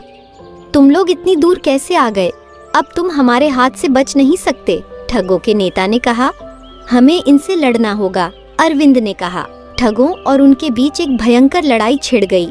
रवि ने अपनी तलवार से कई ठगों को परास्त किया, जबकि अरविंद और कपिल ने अपने कौशल का प्रदर्शन किया। ठगों को हराने के बाद उन्होंने किले के पिछले हिस्से में एक गुप्त द्वार पाया। यह द्वार हमें उस स्थान तक ले जाएगा जहां असली खजाना छिपा हुआ है, रवि ने कहा। उन्होंने द्वार खोला और एक सुरंग में प्रवेश किया। सुरंग का रास्ता लंबा और कठिन था। हर कदम पर नई चुनौतियां और रहस्य उनकी प्रतीक्षा कर रहे थे। गुप्त द्वार के पीछे खुली सुरंग अंधेरी और संकरी थी। चारों ओर एक अजीब सी नमी और ठंडक महसूस हो रही थी। सुरंग की दीवारें काई और फफूंदी से ढकी हुई थीं। हर कुछ कदम पर दीवारों में छोटे छोटे दीपक लगे थे, जिनमें शायद सदियों से तेल नहीं डाला गया था। यह जगह कितनी प्राचीन लग रही है, अरविंद ने दीवार पर हाथ फेरते हुए कहा। यह सुरंग शायद किले के सैनिकों के छिपने और बच निकलने के लिए बनाई गई थी, रवि ने अनुमान लगाया। जैसे ही वे सुरंग के भीतर आगे बढ़े, फर्श पर बने कुछ अजीब चिन्हों ने उनका ध्यान खींचा। यह चिन्ह साधारण नहीं लगते, यह किसी जाल का संकेत हो सकते हैं, रवि ने सतर्क होकर कहा। अरविंद ने सावधानी पूर्वक एक पत्थर पर कदम रखा। अचानक दीवारों से तीर निकलने लगे। झुको, रवि ने चिल्लाया। तीनों ने तुरंत दीवार के किनारे लेटकर खुद को बचाया। तीरों की बौछार रुकने के बाद उन्होंने देखा कि सुरंग के फर्श पर कुछ खास पत्थर हल्के रंग के थे। हमें इन हल्के रंग के पत्थरों पर कदम नहीं रखना चाहिए, अरविंद ने कहा। सुरंग आगे जाकर 2 हिस्सों में बंट गई। एक हिस्सा अंधेरे में डूबा था और दूसरा हल्की रोशनी से प्रकाशित था। हमें कौन सा रास्ता चुनना चाहिए? कपिल ने पूछा। रवि ने कहा, सुरंग के प्रकाश वाला हिस्सा सही दिशा का संकेत दे रहा है, लेकिन हमें सतर्क रहना होगा। जैसे ही वे रोशनी वाली सुरंग में गए, फर्श की दरारें अचानक खुलने लगीं। ऐसा लग रहा था जैसे हर कदम के साथ फर्श खिसक रहा हो। हमें जल्दी करना होगा, यह जगह स्थिर नहीं है, रवि ने चिल्लाया। अरविंद ने कपिल और रवि को एक एक करके पार करने में मदद की। जैसे ही वे अंतिम छोर पर पहुँचे, फर्श की दरारें पूरी तरह से खुल गईं और पीछे का रास्ता गायब हो गया। सुरंग के अगले भाग में उन्हें दूर से किसी के गाने की आवाज सुनाई दी। यह आवाज किसी महिला की थी जो किसी प्राचीन भाषा में कुछ गा रही थी। यह आवाज कहाँ से आ रही है? कपिल ने चौंक कर पूछा। यह आवाज वास्तविक नहीं हो सकती, यह हमारी परीक्षा का हिस्सा हो सकती है, रवि ने कहा। आवाज का पीछा करते हुए वे सुरंग के एक बड़े कक्ष में पहुँचे। कक्ष के बीचों बीच एक झरना था जिसमें से हल्की रोशनी निकल रही थी। झरने के पास एक महिला बैठी हुई थी जिसके बाल लंबे और घने थे। महिला ने उनकी ओर देखा और कहा, तुम लोग कौन हो और इस सुरंग में क्यों आए हो? हम एक नक्शे के निर्देशों का पालन कर रहे हैं, अरविंद ने उत्तर दिया। महिला ने कहा, यहाँ से आगे जाने के लिए तुम्हें मेरा सवाल हल करना होगा। अगर तुम गलत जवाब दोगे तो तुम्हें यहीं रहना होगा। महिला ने पूछा, तुम्हारे पास 3 चीजें हैं, पानी, आग और हवा। अगर इनमें से किसी एक को त्यागना पड़े तो तुम क्या त्यागोगे और क्यों? तीनों ने अलग अलग उत्तर दिए। पिल, मैं पानी त्याग दूंगा क्योंकि मैं आग और हवा के बिना नहीं रह सकता। अरवी, मैं आग त्याग दूंगा क्योंकि हवा और पानी जीवन के लिए सबसे जरूरी है। अरविंद, मैं हवा त्याग दूंगा क्योंकि आग और पानी एक साथ संतुलन बना सकते हैं। महिला ने मुस्कुराते हुए कहा, सही उत्तर कोई नहीं है। यह प्रश्न तुम्हारी सोच और संतुलन को परखने के लिए था। तुमने अपनी ईमानदारी साबित कर दी, अब तुम आगे जा सकते हो। महिला ने उन्हें एक और इशारा किया जहां सुरंग का अंतिम भाग था। ये हिस्सा अन्य भागों से भिन्न था। यहाँ की दीवारें चमकदार पत्थरों से बनी थीं और फर्श पर सुनहरे रंग की परत छड़ी हुई थी। यह जगह खजाने का संकेत दे रही है, कपिल ने उत्साह से कहा। जैसे ही उन्होंने सुरंग के अंत तक पहुँचने की कोशिश की, दीवारों पर बने चित्र जीवित होने लगे। यह क्या हो रहा है? अरविंद ने चौंकते हुए पूछा। यह केवल हमारी मानसिक परीक्षा है, ध्यान से चलो, रवि ने कहा। सुरंग का अंत एक विशाल गुफा में खुला, जहां एक प्राचीन मंदिर स्थित था। मंदिर के ऊपर एक बड़ा घंटा लटका हुआ था और उसके चारों ओर गहरी खाई थी। हमें उस मंदिर तक पहुंचना होगा, रवि ने कहा। लेकिन जैसे ही उन्होंने कदम बढ़ाया, ठगों का वही समूह जिसे उन्होंने किले में हराया था फिर से प्रकट हो गया। तुम्हें क्या लगा तुम हमसे बच जाओगे? ठगों के नेता ने कहा। ठगों और उनके बीच एक और भयंकर लड़ाई छिड़ गई, लेकिन इस बार ठगों की संख्या ज्यादा थी। रवि ने गुफा में पड़े पत्थरों का इस्तेमाल करते हुए कई ठगों को हराया।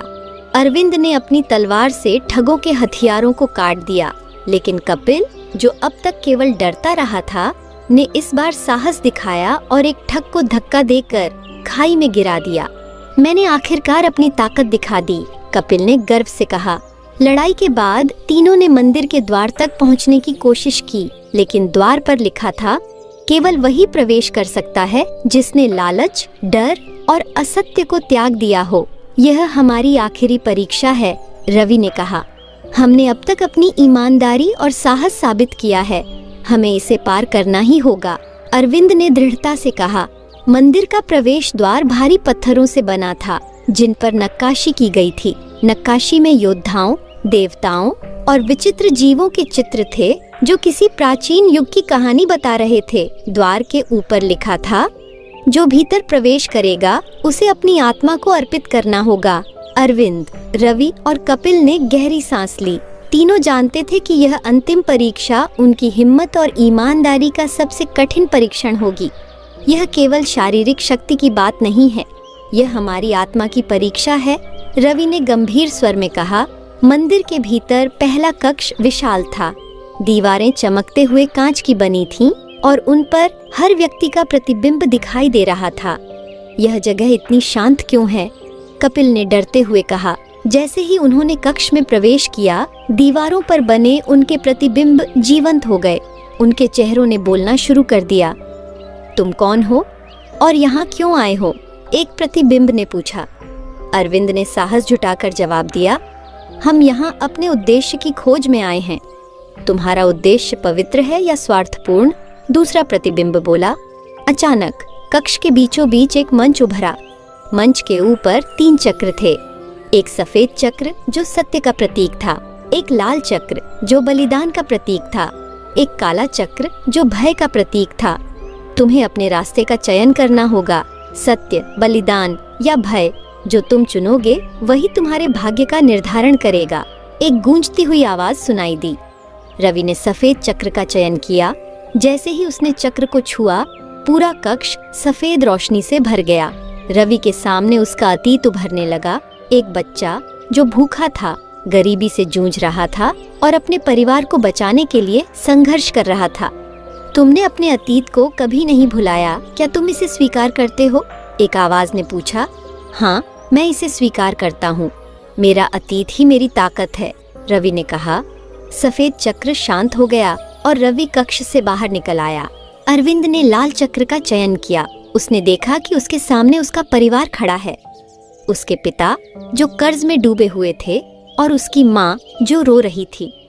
क्या तुम अपने सपनों को त्यागने के लिए तैयार हो, अगर इससे तुम्हारा परिवार बच सके? आवाज ने पूछा।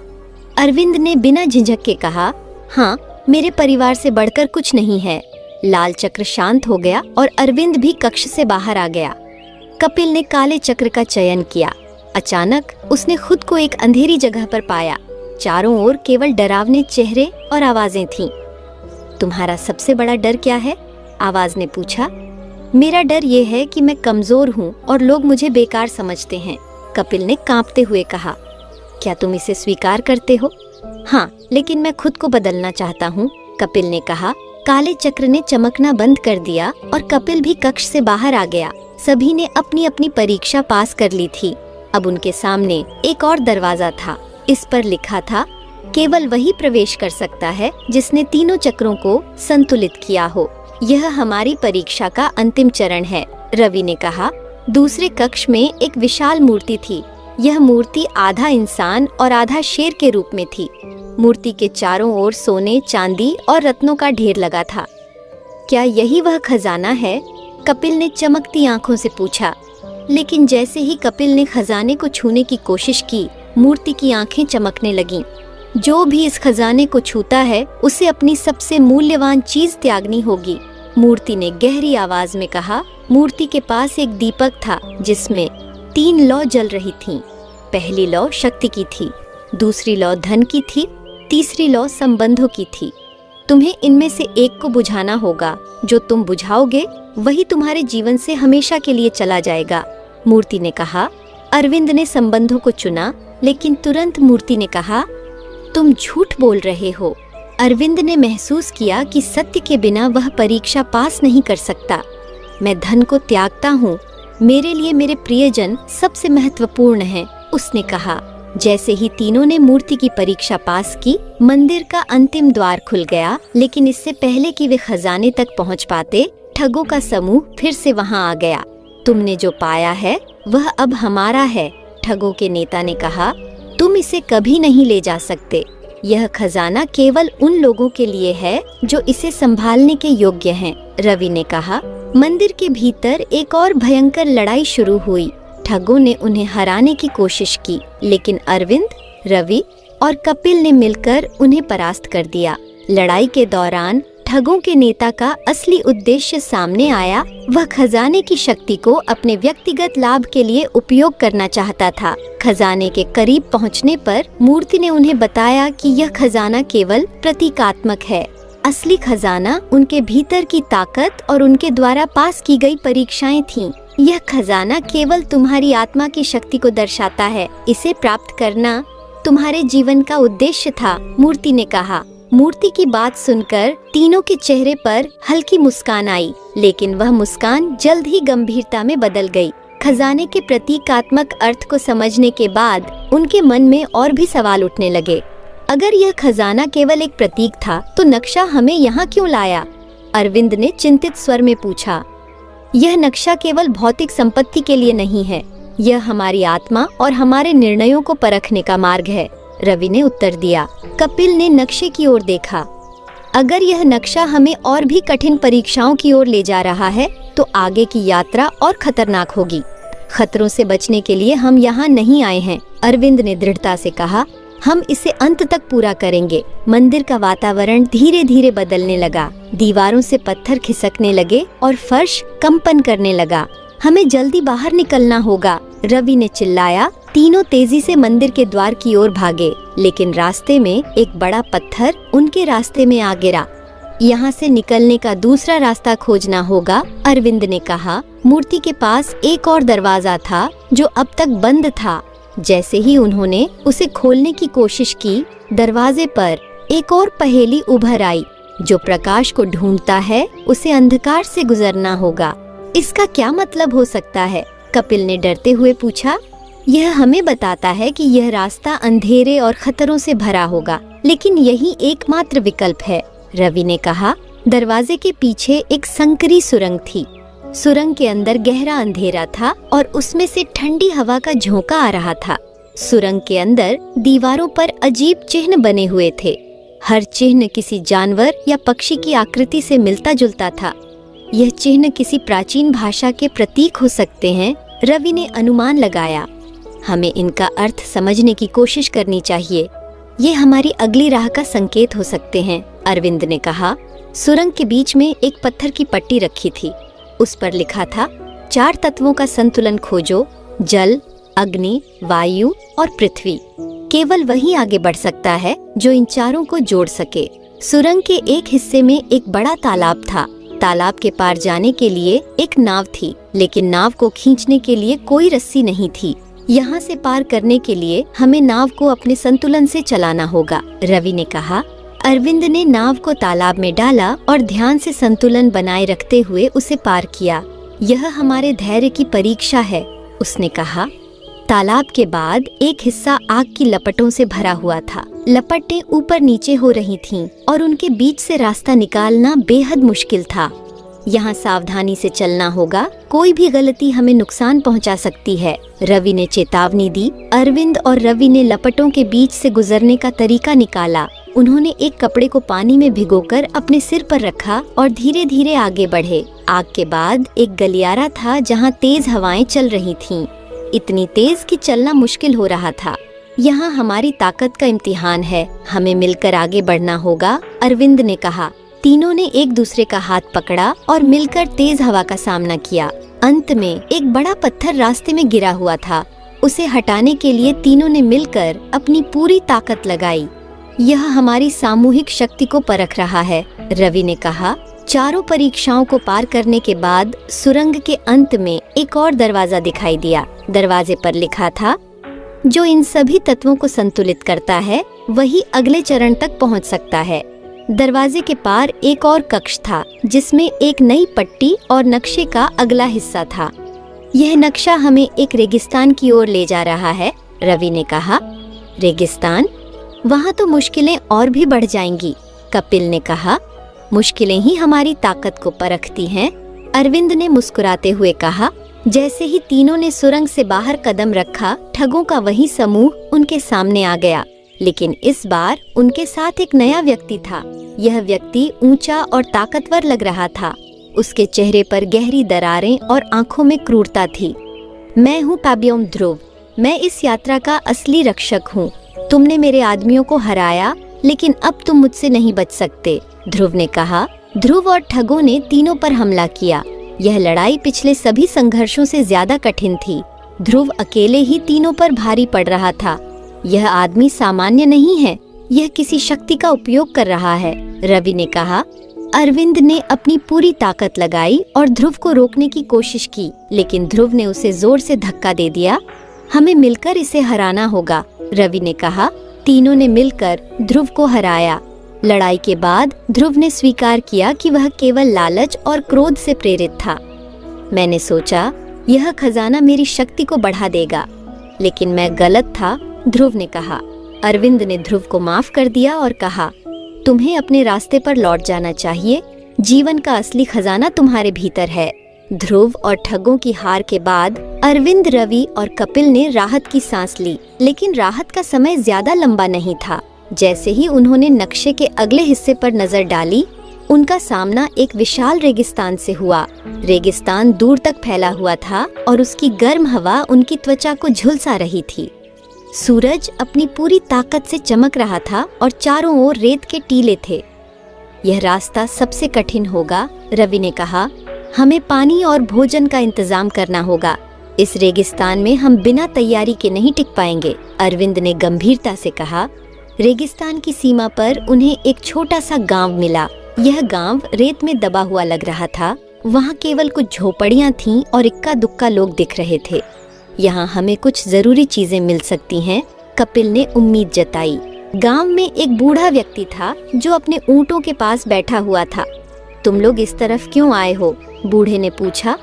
अरविंद ने नक्शा दिखाते हुए कहा, हम इस रास्ते से आगे जाना चाहते हैं, लेकिन हमें कुछ पानी और ऊँट चाहिए। बूढ़े ने उनकी बात सुनकर कहा, यह रास्ता आसान नहीं है। यह रेगिस्तान हर साल दर्जनों यात्रियों को निगल जाता है। यहाँ की रेत केवल बाहरी दुश्मन नहीं है, यह तुम्हारे भीतर के डर को भी जिंदा कर देती है। बूढ़े व्यक्ति ने उन्हें 3 ऊँट दिए, साथ ही कुछ पानी के मटके और सूखे खाने का सामान। तुम्हें एक बात याद रखनी होगी, बूढ़े ने कहा। इस रेगिस्तान में अगर तुम अपने रास्ते से भटके तो वापस लौटना असंभव है। हमेशा नक्शे का पालन करना और सूरज की दिशा का ध्यान रखना। रेगिस्तान में प्रवेश करते ही तीनों को एक अजीब एहसास हुआ। रेत की सतह इतनी गर्म थी कि उसकी लपटें हवा में तैर रही थीं। ऊँट धीरे धीरे चल रहे थे और पानी जल्दी खत्म हो रहा था। यह जगह वाकई कठिन है। मुझे नहीं लगता कि हम इसे पार कर पाएंगे, कपिल ने शिकायत करते हुए कहा। अगर हम हिम्मत हार गए तो यह रेगिस्तान हमें जिंदा नहीं छोड़ेगा, रवि ने दृढ़ता से कहा। कुछ ही समय बाद उन्हें दूर से एक झील दिखाई दी। हमें पानी मिल गया, कपिल ने उत्साहित होकर कहा, लेकिन जैसे ही वे झील के पास पहुँचे वह गायब हो गई। यह केवल एक मृग तृष्णा थी, अरविंद ने गहरी सांस लेते हुए कहा। यह रेगिस्तान हमें भ्रमित करने की कोशिश कर रहा है। दिन ढलते ही उन्होंने रुकने के लिए एक जगह चुनी। उन्होंने अपने तंबू लगाए और ऊँटों को आराम करने दिया। रात में रेगिस्तान और भी खतरनाक हो सकता है, रवि ने चेतावनी दी। जैसे ही रात का पहला पहर शुरू हुआ, अचानक तेज हवाएं चलने लगीं। हवा के साथ रेत के कण उड़ने लगे और एक भयंकर रेत का तूफान शुरू हो गया। तंबू पकड़ो, इसे उड़ा मत देना, अरविंद ने चिल्लाते हुए कहा। तीनों ने मिलकर तंबू को संभालने की कोशिश की, लेकिन हवा इतनी तेज थी कि उनके ऊपर रेत की परत जमने लगी। अगर यह तूफान जारी रहा तो हम यहाँ से जिंदा नहीं निकल पाएंगे, कपिल ने घबराते हुए कहा। तूफान के बीच अचानक उन्होंने देखा कि दूर से एक छाया उनकी ओर बढ़ रही थी। यह कौन हो सकता है, रवि ने कहा। जब वह छाया पास आई तो वह एक आदमी निकला जो ऊंट पर सवार था। उसकी आंखों में गहरी चमक थी और वह एक लंबा चोगा पहने हुए था। तुम लोग कौन हो और इस रेगिस्तान में क्या कर रहे हो? उस आदमी ने गंभीर आवाज में पूछा। हम एक रास्ते की खोज में हैं, अरविंद ने उत्तर दिया। तुम जिस रास्ते की बात कर रहे हो वह तुम्हारे जीवन का सबसे कठिन निर्णय होगा, आदमी ने कहा। अगर तुम चाहो तो मैं तुम्हें सुरक्षित जगह तक पहुंचा सकता हूँ। रवि ने अजनबी की ओर देखा और कहा, हम तुम्हें नहीं जानते। अगर तुम सच में मदद करना चाहते हो तो हमें अपने इरादे स्पष्ट रूप से बताओ। अजनबी मुस्कुराया। मेरा नाम चीज नंजीर मथ है। मैं इस रेगिस्तान का रक्षक हूँ। मैं उन लोगों की मदद करता हूँ जो सच्चे उद्देश्य के लिए यात्रा कर रहे हैं। नजीर ने उन्हें बताया कि इस रेगिस्तान में एक प्राचीन जनजाति रहती है जो नक्शे के रहस्यों को जानती है, लेकिन उस जनजाति तक पहुंचना आसान नहीं है। उनके पास जाने के लिए तुम्हें रेत की घाटी पार करनी होगी, नजीर ने कहा। रेत की घाटी? वह क्या है? कपिल ने पूछा। यह एक ऐसी जगह है जहाँ रेत के टीले जीवित लगते हैं। अगर तुमने संतुलन खोया तो वे तुम्हें निगल सकते हैं, नजीर ने समझाया। तीनों ने नजीर के साथ घाटी की ओर यात्रा शुरू की। घाटी तक पहुंचने में उन्हें 2 दिन लगे। रास्ते में उन्होंने कई बार रेत के तूफान और मृग तृष्णा का सामना किया। यह जगह सच में हमें परख रही है, रवि ने कहा। घाटी के किनारे पहुंचने पर उन्होंने देखा कि रेत के टीले अपनी जगह बदल रहे थे। ऐसा लग रहा था जैसे वे जीवित हों। हमें यहाँ से गुजरने के लिए अपना संतुलन बनाए रखना होगा। अगर हम डरे तो ये हमें अपने में समा लेंगे, नजीर ने कहा। रेत की घाटी पार करते समय कपिल का पैर एक टीले में धंस गया। मुझे बचाओ, कपिल ने चिल्लाया। अरविंद और रवि ने रस्सी फेंककर उसे खींचा। यह जगह हमारी सबसे बड़ी परीक्षा है, अरविंद ने कहा। घाटी पार करने के बाद वे एक छोटे से गांव में पहुँचे। वहाँ रहने वाले लोग सफेद कपड़े पहने हुए थे और उनके चेहरे पर रंग बिरंगे निशान थे। यह जनजाति ही हमें हमारी अगली मंजिल का रास्ता बताएगी, नजीर ने कहा। घाटी को पार करने के बाद अरविंद, रवि, कपिल और नजीर ने खुद को एक विचित्र गांव के सामने पाया। यह गांव रेगिस्तान के बीचों बीच बसा था, लेकिन किसी चमत्कार की तरह चारों ओर हरियाली और पानी के छोटे छोटे झरने थे। यह गांव रेगिस्तान में कैसे अस्तित्व में है? कपिल ने हैरानी से पूछा। यह कोई साधारण गांव नहीं है। यहाँ की जनजाति प्राचीन समय से प्रकृति के साथ संतुलन में जी रही है, नजीर ने कहा। गांव के लोग साधारण कपड़े पहने हुए थे। उनकी त्वचा पर सफेद और काले रंग की अजीब आकृतियां बनी हुई थीं। उनके चेहरे पर शांति और गहराई का भाव था। जैसे ही चारों गांव के अंदर गए, एक बुजुर्ग व्यक्ति जो गांव का मुखिया लग रहा था उनके पास आया। उसकी आंखों में गहराई और चेहरा झुर्रियों से भरा था। तुम लोग कौन हो और यहाँ क्यों आए हो? उसने धीमी लेकिन गंभीर आवाज में पूछा। अरविंद ने आगे बढ़कर कहा, हम एक प्राचीन नक्शे के मार्गदर्शन में यहाँ आए हैं। हमें बताया गया है कि आप ही हमें सही दिशा दिखा सकते हैं।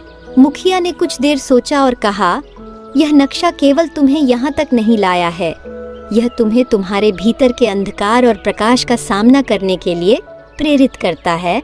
लेकिन इससे पहले कि मैं तुम्हें आगे जाने दूं, तुम्हें हमारी परीक्षा पास करनी होगी। गांव के केंद्र में एक बड़ा मैदान था जहां कई गांव वाले इकट्ठा हो गए थे। मुखिया ने चारों को मैदान के बीच खड़ा किया और कहा, हमारी पहली परीक्षा सहनशीलता की है। तुम्हें इन रेत की लहरों के बीच खड़ा रहना होगा और अपनी जगह से नहीं हिलना होगा। तभी चारों ओर से तेज रेत की बौछारें शुरू हो गईं। यह ऐसा महसूस हो रहा था जैसे रेत की जगह बर्फीली हवा और छोटे पत्थर उन पर फेंके जा रहे हों। यह असंभव है, मैं इसे सहन नहीं कर सकता, कपिल चिल्लाया। शांत रहो कपिल, यह केवल एक मानसिक परीक्षा है। अगर हम डरे तो हार जाएंगे, रवि ने कहा।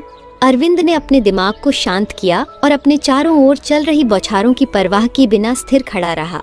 धीरे धीरे रेत की गति कम होने लगी।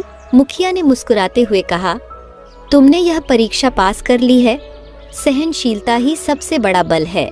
दूसरी परीक्षा गांव के सबसे पुराने पेड़ के नीचे आयोजित की गई।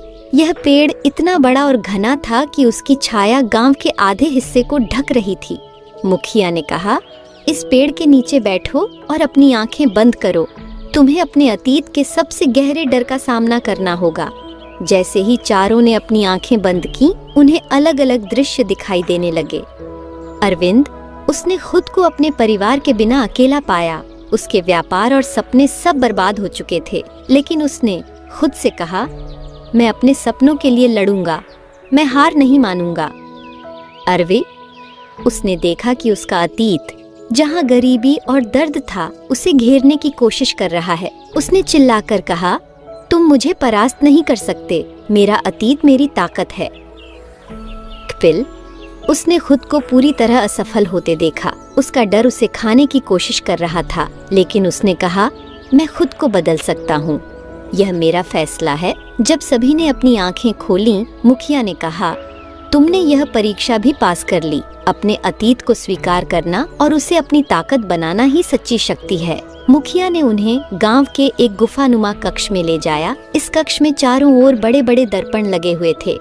यह है सच्चाई का दर्पण। जो भी इसे देखेगा, उसे अपनी सबसे बड़ी कमजोरी का सामना करना होगा, और अगर उसने अपनी कमजोरी को नकारा तो वह यहीं फंस जाएगा। मुखिया ने चेतावनी दी। जैसे ही चारों ने दर्पण में देखा, उन्हें अपने भीतर की सबसे गहरी असुरक्षाएं और गलतियां नजर आने लगीं। अरविंद, उसने देखा कि वह कभी कभी अपने परिवार की अपेक्षाओं के दबाव में अपने फैसलों को लेकर डगमगा जाता था। रवि, उसने देखा कि उसका गुस्सा और अतीत का गम कभी कभी उसके विवेक को कमजोर कर देता था। कपिल, उसने देखा कि उसका स्वार्थ और डर उसे दूसरों से जोड़ने में बाधा डालते थे। तीनों ने अपनी अपनी असुरक्षाओं को स्वीकार किया और दर्पण ने उन्हें रास्ता दिखा दिया।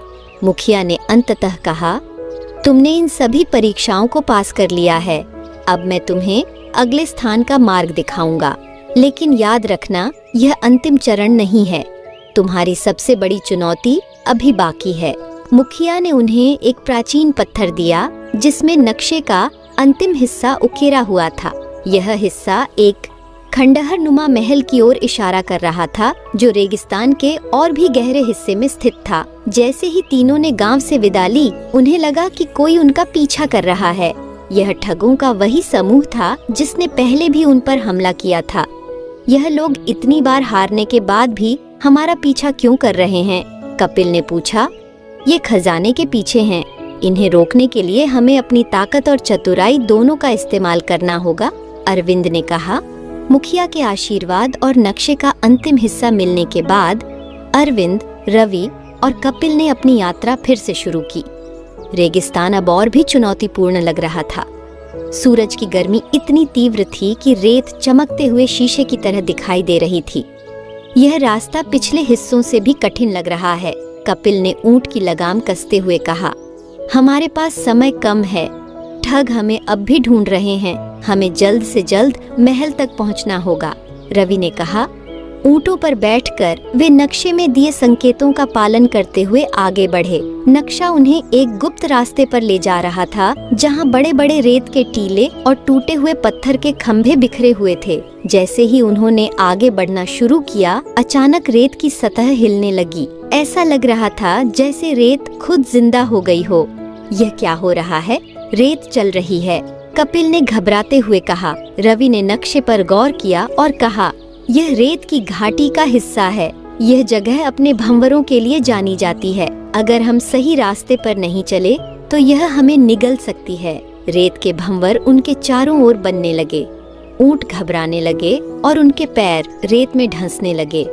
हमें शांत रहना होगा, रेत की लहरों के साथ चलो, उनके खिलाफ नहीं, अरविंद ने सुझाया। तीनों ने अपने ऊँटों को सावधानी से रेत की लहरों के साथ चलाया, लेकिन तभी कपिल का ऊँट अचानक फिसल गया और कपिल गिर गया। मुझे बचाओ, कपिल चिल्लाया। अरविंद और रवि ने जल्दी से रस्सी फेंककर कपिल को खींचा। यह एक कठिन पल था, लेकिन उन्होंने मिलकर रेत की घाटी को पार कर लिया। घाटी पार करने के बाद उन्हें रास्ते में एक पुरानी सराय दिखाई दी।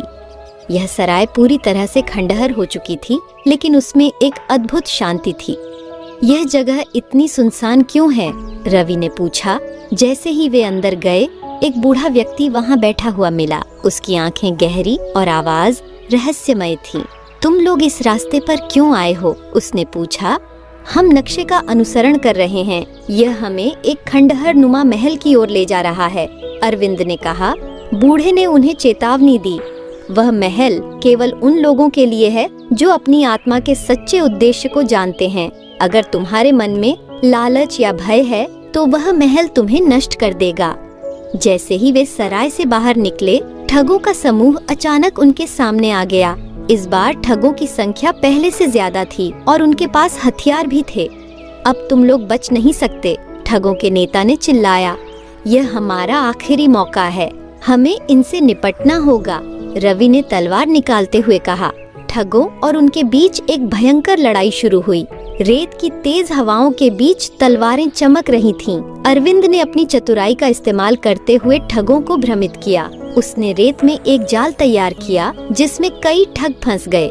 कपिल, जो अब तक डरा रहता था, ने इस बार बहादुरी दिखाई। उसने एक ठग से लड़ी गई तलवार छीन ली और उसका इस्तेमाल करते हुए 2 और ठगों को परास्त किया।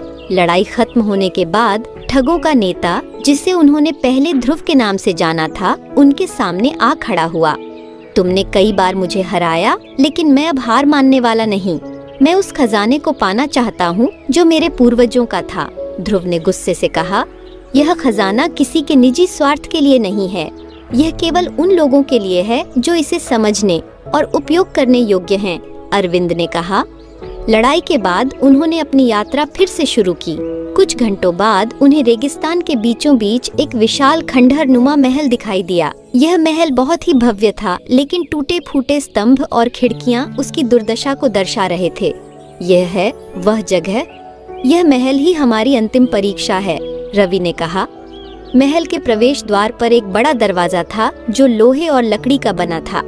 दरवाजे के ऊपर लिखा था, यहाँ केवल वे प्रवेश कर सकते हैं जिन्होंने अपनी आत्मा को शुद्ध कर लिया हो। जैसे ही वे महल में घुसे, पहला कक्ष उनकी परीक्षा लेने के लिए तैयार था। यह कक्ष समय की अवधारणा पर आधारित था। दीवारों पर घड़ियां बनी थीं जो अलग अलग गति से चल रही थीं। यह क्या है? यह घड़ियां क्यों अलग अलग समय दिखा रही हैं? कपिल ने पूछा। अचानक एक गूंजती आवाज सुनाई दी। समय कभी स्थिर नहीं रहता, इसे समझो और इसका सम्मान करो। केवल वही इस कक्ष से बाहर निकल सकता है जो समय का संतुलन बनाए रखे। कक्ष के बीचों बीच 3 घड़ियां थीं। उनमें से एक घड़ी सही समय पर चल रही थी, लेकिन अन्य 2 गलत थीं। हमें सही घड़ी को पहचानना होगा, रवि ने कहा। उन्होंने गहराई से अध्ययन किया और सही घड़ी की पहचान की। जैसे ही उन्होंने उसे छुआ, कक्ष का दरवाजा खुल गया।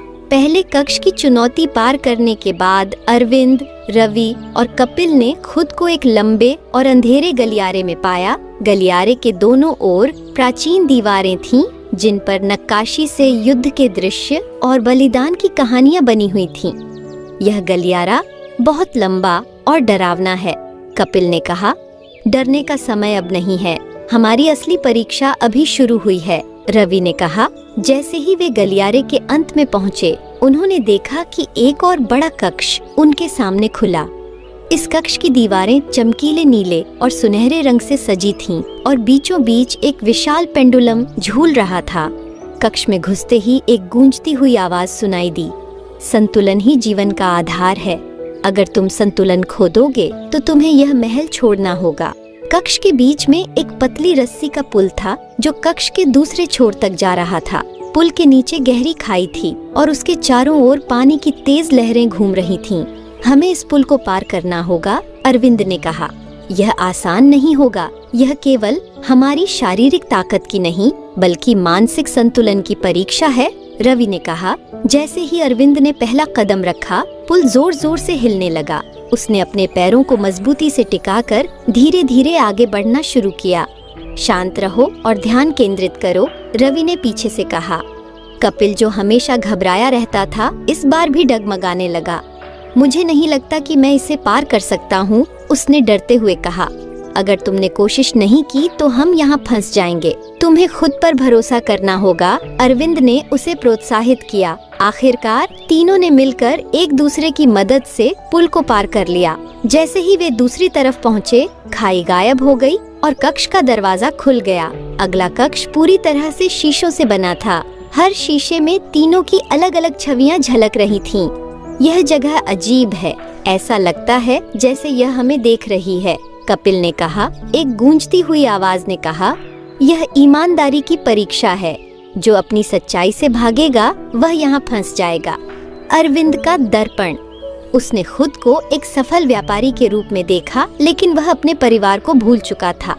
अरवि का दर्पण। उसने खुद को अपने गुस्से और अतीत के बोझ से घिरा देखा। कपिल का दर्पण। उसने देखा कि उसका डर उसे कमजोर बना रहा है। हमें अपनी सच्चाई स्वीकार करनी होगी, रवि ने कहा। तीनों ने अपनी अपनी सच्चाई स्वीकार की और दर्पण टूटकर गायब हो गए। जैसे ही उन्होंने अगला दरवाजा खोला, उनके सामने एक बड़ा मंच था। मंच के केंद्र में एक मशाल जल रही थी। उसके पास एक पट्टी पर लिखा था, जो भी आगे बढ़ना चाहता है उसे अपनी सबसे प्रिय चीज का बलिदान देना होगा। यह परीक्षा सबसे कठिन है। हम क्या बलिदान करेंगे? कपिल ने घबराते हुए पूछा। बलिदान वह है जो हमारे लिए सबसे मूल्यवान है। यह हमारी आत्मा की ताकत को परखने के लिए है, अरविंद ने कहा। तीनों ने अपने अपने दिल में झांक कर सोचा। अरविंद ने कहा, मैं अपने सपनों को त्यागने के लिए तैयार हूँ, अगर इससे दूसरों का भला हो। रवि ने कहा, मैं अपने गुस्से को छोड़ दूंगा क्योंकि यह मेरे निर्णयों को प्रभावित करता है। कपिल ने कहा, मैं अपने डर को छोड़ दूंगा, यह मुझे कमजोर बनाता है। जैसे ही उन्होंने अपने बलिदान की घोषणा की, मशाल की लपटें और तेज हो गईं और दरवाजा खुल गया। अब वे महल के सबसे गहरे हिस्से में थे। यहाँ चारों ओर अंधेरा था और दीवारों पर अजीब सी लिपियां लिखी हुई थीं। यह जगह किसी प्राचीन सभ्यता की है, रवि ने दीवारों को देखते हुए कहा। कक्ष के बीचों बीच एक गोलाकार मंच था जिस पर एक बड़ा संदूक रखा हुआ था। संदूक के ऊपर 4 जानवरों की मूर्तियां थीं। शेर, चील, सांप, हाथी। संदूक पर एक और पहेली लिखी थी, जो इन चारों की ताकत को संतुलित कर सके वही इस खजाने का हकदार होगा। तीनों ने मिलकर पहेली को हल करने की कोशिश की। शेर ताकत का प्रतीक है, चील दूरदृष्टि का, सांप चालाकी का, हाथी धैर्य और बुद्धिमानी का। जब उन्होंने सही क्रम में मूर्तियों को घुमाया, संदूक खुल गया। संदूक के अंदर एक चमचमाता पत्थर था। यह पत्थर किसी साधारण खजाने का हिस्सा नहीं था। जैसे ही उन्होंने उसे छुआ, कक्ष रोशनी से भर गया। यह केवल खजाना नहीं है, यह एक शक्ति है जो हमारी आत्मा को परखने के बाद हमें दी गई है, रवि ने कहा। लेकिन तभी ठगों का समूह फिर से वहां आ गया। यह खजाना अब हमारा है, उनके नेता ने कहा। ठगों और तीनों के बीच एक अंतिम लड़ाई छिड़ गई। यह लड़ाई अब तक की सबसे कठिन थी। अरविंद ने अपनी चतुराई का उपयोग करते हुए ठगों को भ्रमित किया। रवि ने अपनी ताकत से उन्हें पीछे धकेला और कपिल, जो पहले डरता था, इस बार बहादुरी से लड़ा। आखिरकार ठगों को हराकर उन्होंने खजाने को सुरक्षित रखा। जब उन्होंने महल से बाहर कदम रखा, सूरज उग रहा था। यह उनकी नई शुरुआत का संकेत था। हमने केवल खजाना नहीं बल्कि अपने भीतर की ताकत को पाया है, अरविंद ने मुस्कुराते हुए कहा। जब अरविंद, रवि और कपिल ने खजाने के रहस्यमय पत्थर को हाथों में लिया तो अचानक पूरी गुफा रोशनी से भर गई। पत्थर की सतह पर चमकते हुए चिन्ह धीरे धीरे एक अनजानी भाषा में बदलने लगे। यह भाषा कुछ प्राचीन लग रही है, रवि ने कहा। शायद यह खजाने का असली अर्थ समझाने के लिए है, अरविंद ने कहा। जैसे ही उन्होंने पत्थर पर ध्यान केंद्रित किया, उनकी आंखों के सामने अजीब से दृश्य प्रकट होने लगे। यह दृश्य उनकी पूरी यात्रा का सारांश था, उनकी कठिनाइयाँ, बलिदान और साहस। यह पत्थर हमें दिखा रहा है कि असली खजाना हमारे अनुभव और संघर्ष है, रवि ने कहा। लेकिन इस शक्ति का सही उपयोग कैसे होगा? कपिल ने पूछा। अचानक गुफा की दीवारें हिलने लगीं। ऐसा लग रहा था जैसे गुफा अब उन्हें और अधिक समय तक अंदर रखने के लिए तैयार नहीं थी। हमें यहाँ से बाहर निकलना होगा, अरविंद ने चिल्लाया। रवि ने नक्शा निकाला और कहा, गुफा का दूसरा रास्ता यहाँ कहीं है, हमें उसे जल्दी खोजना होगा। जैसे ही वे गुफा के अंदर तेजी से भागे, रास्ते में कई बड़े पत्थर गिरने लगे। रेत और धूल के गुबार ने उनके रास्ते को मुश्किल बना दिया। जल्दी करो, अगर हम गिरे पत्थरों के नीचे दब गए तो यहीं खत्म हो जाएंगे, कपिल ने डरते हुए कहा। गुफा से बाहर निकलने के ठीक पहले ठगों का नेता ध्रुव और उसके साथी फिर से सामने आ गए। तुमने हमें कई बार हराया, लेकिन यह खजाना हमारा है, अब इसे हमें सौंप दो, ध्रुव ने गुस्से से कहा। यह खजाना किसी एक व्यक्ति के स्वार्थ के लिए नहीं है, यह शक्ति केवल सच्चे उद्देश्य के लिए है, रवि ने जवाब दिया। लेकिन ध्रुव ने कोई सुनवाई नहीं की और अपनी तलवार निकालकर हमला कर दिया। ध्रुव और उसके साथियों ने तीनों पर हमला करना शुरू किया। यह अब तक का सबसे कठिन संघर्ष था। अरविंद, उसने अपनी तलवार से ध्रुव के कई साथियों को हराया। उसकी रणनीति और ताकत ने उसे लड़ाई में सबसे आगे रखा। अरविंद, उसने ठगों को चकमा देकर उनका ध्यान भटकाया और गुफा के पत्थरों का उपयोग करते हुए उन्हें पराजित किया। कपिल, इस बार कपिल ने अपनी बहादुरी साबित की। उसने ध्रुव के सबसे खतरनाक साथी को मात दी। ध्रुव और अरविंद के बीच एक अंतिम मुकाबला हुआ। ध्रुव ने अपनी पूरी ताकत से हमला किया, लेकिन अरविंद ने अपनी चतुराई से उसका हथियार छीन लिया। यह तुम्हारे लिए आखिरी मौका है, इस खजाने को छोड़ दो और सही रास्ते पर लौट जाओ, अरविंद ने कहा। ध्रुव ने हार मानते हुए कहा, शायद तुम सही हो, यह खजाना केवल ताकतवर आत्मा के लिए है, मैं अब और नहीं लड़ सकता। तीनों ने खजाने के साथ गुफा से बाहर कदम रखा। रेगिस्तान की ठंडी हवा ने उन्हें राहत दी। हमने यह खजाना पाया, लेकिन अब इसका सही उपयोग करना होगा, रवि ने कहा। लेकिन इसका मतलब क्या है? यह केवल एक पत्थर है, कपिल ने पूछा। अरविंद ने पत्थर को हाथ में लेते हुए कहा, यह पत्थर हमें यह सिखाता है कि असली खजाना हमारी आत्मा, साहस और ईमानदारी है। इसे हमें दूसरों की भलाई के लिए उपयोग करना होगा। तीनों खजाने के साथ गांव लौटे। वहां के मुखिया ने उन्हें देखकर कहा, तुमने अपनी यात्रा पूरी कर ली है। यह खजाना केवल प्रतीक है, लेकिन इसका सही उपयोग तुम्हें महान बनाएगा। मुखिया ने उन्हें एक पुराना ग्रंथ दिया, जिसमें खजाने की शक्ति और उसका उपयोग समझाया गया था। इस ग्रंथ को अपने साथ ले जाओ, यह तुम्हारे जीवन में मार्गदर्शन करेगा, मुखिया ने कहा। गांव से विदा लेकर अरविंद, रवि और कपिल अपने अपने जीवन में लौट आए। अरविंद, उसने अपने व्यापार को बढ़ाने के साथ साथ गरीबों और जरूरतमंदों की मदद करने का फैसला किया। अरविंद, उसने अपनी ऊर्जा को शिक्षा और ज्ञान बांटने में लगाया, ताकि दूसरे लोग भी अपने जीवन में कठिनाइयों से लड़ सकें। रखे सौमे की हत्या बकपिल, उसने अपने डर को छोड़कर दूसरों की मदद करना शुरू किया और एक बहादुर व्यक्ति के रूप में अपनी पहचान बनाई। खजाने का संदेश स्पष्ट था, जीवन की सबसे बड़ी संपत्ति साहस, ईमानदारी और दूसरों के लिए सेवा है। असली खजाना केवल उन्हीं को मिलता है जो इसके योग्य होते हैं।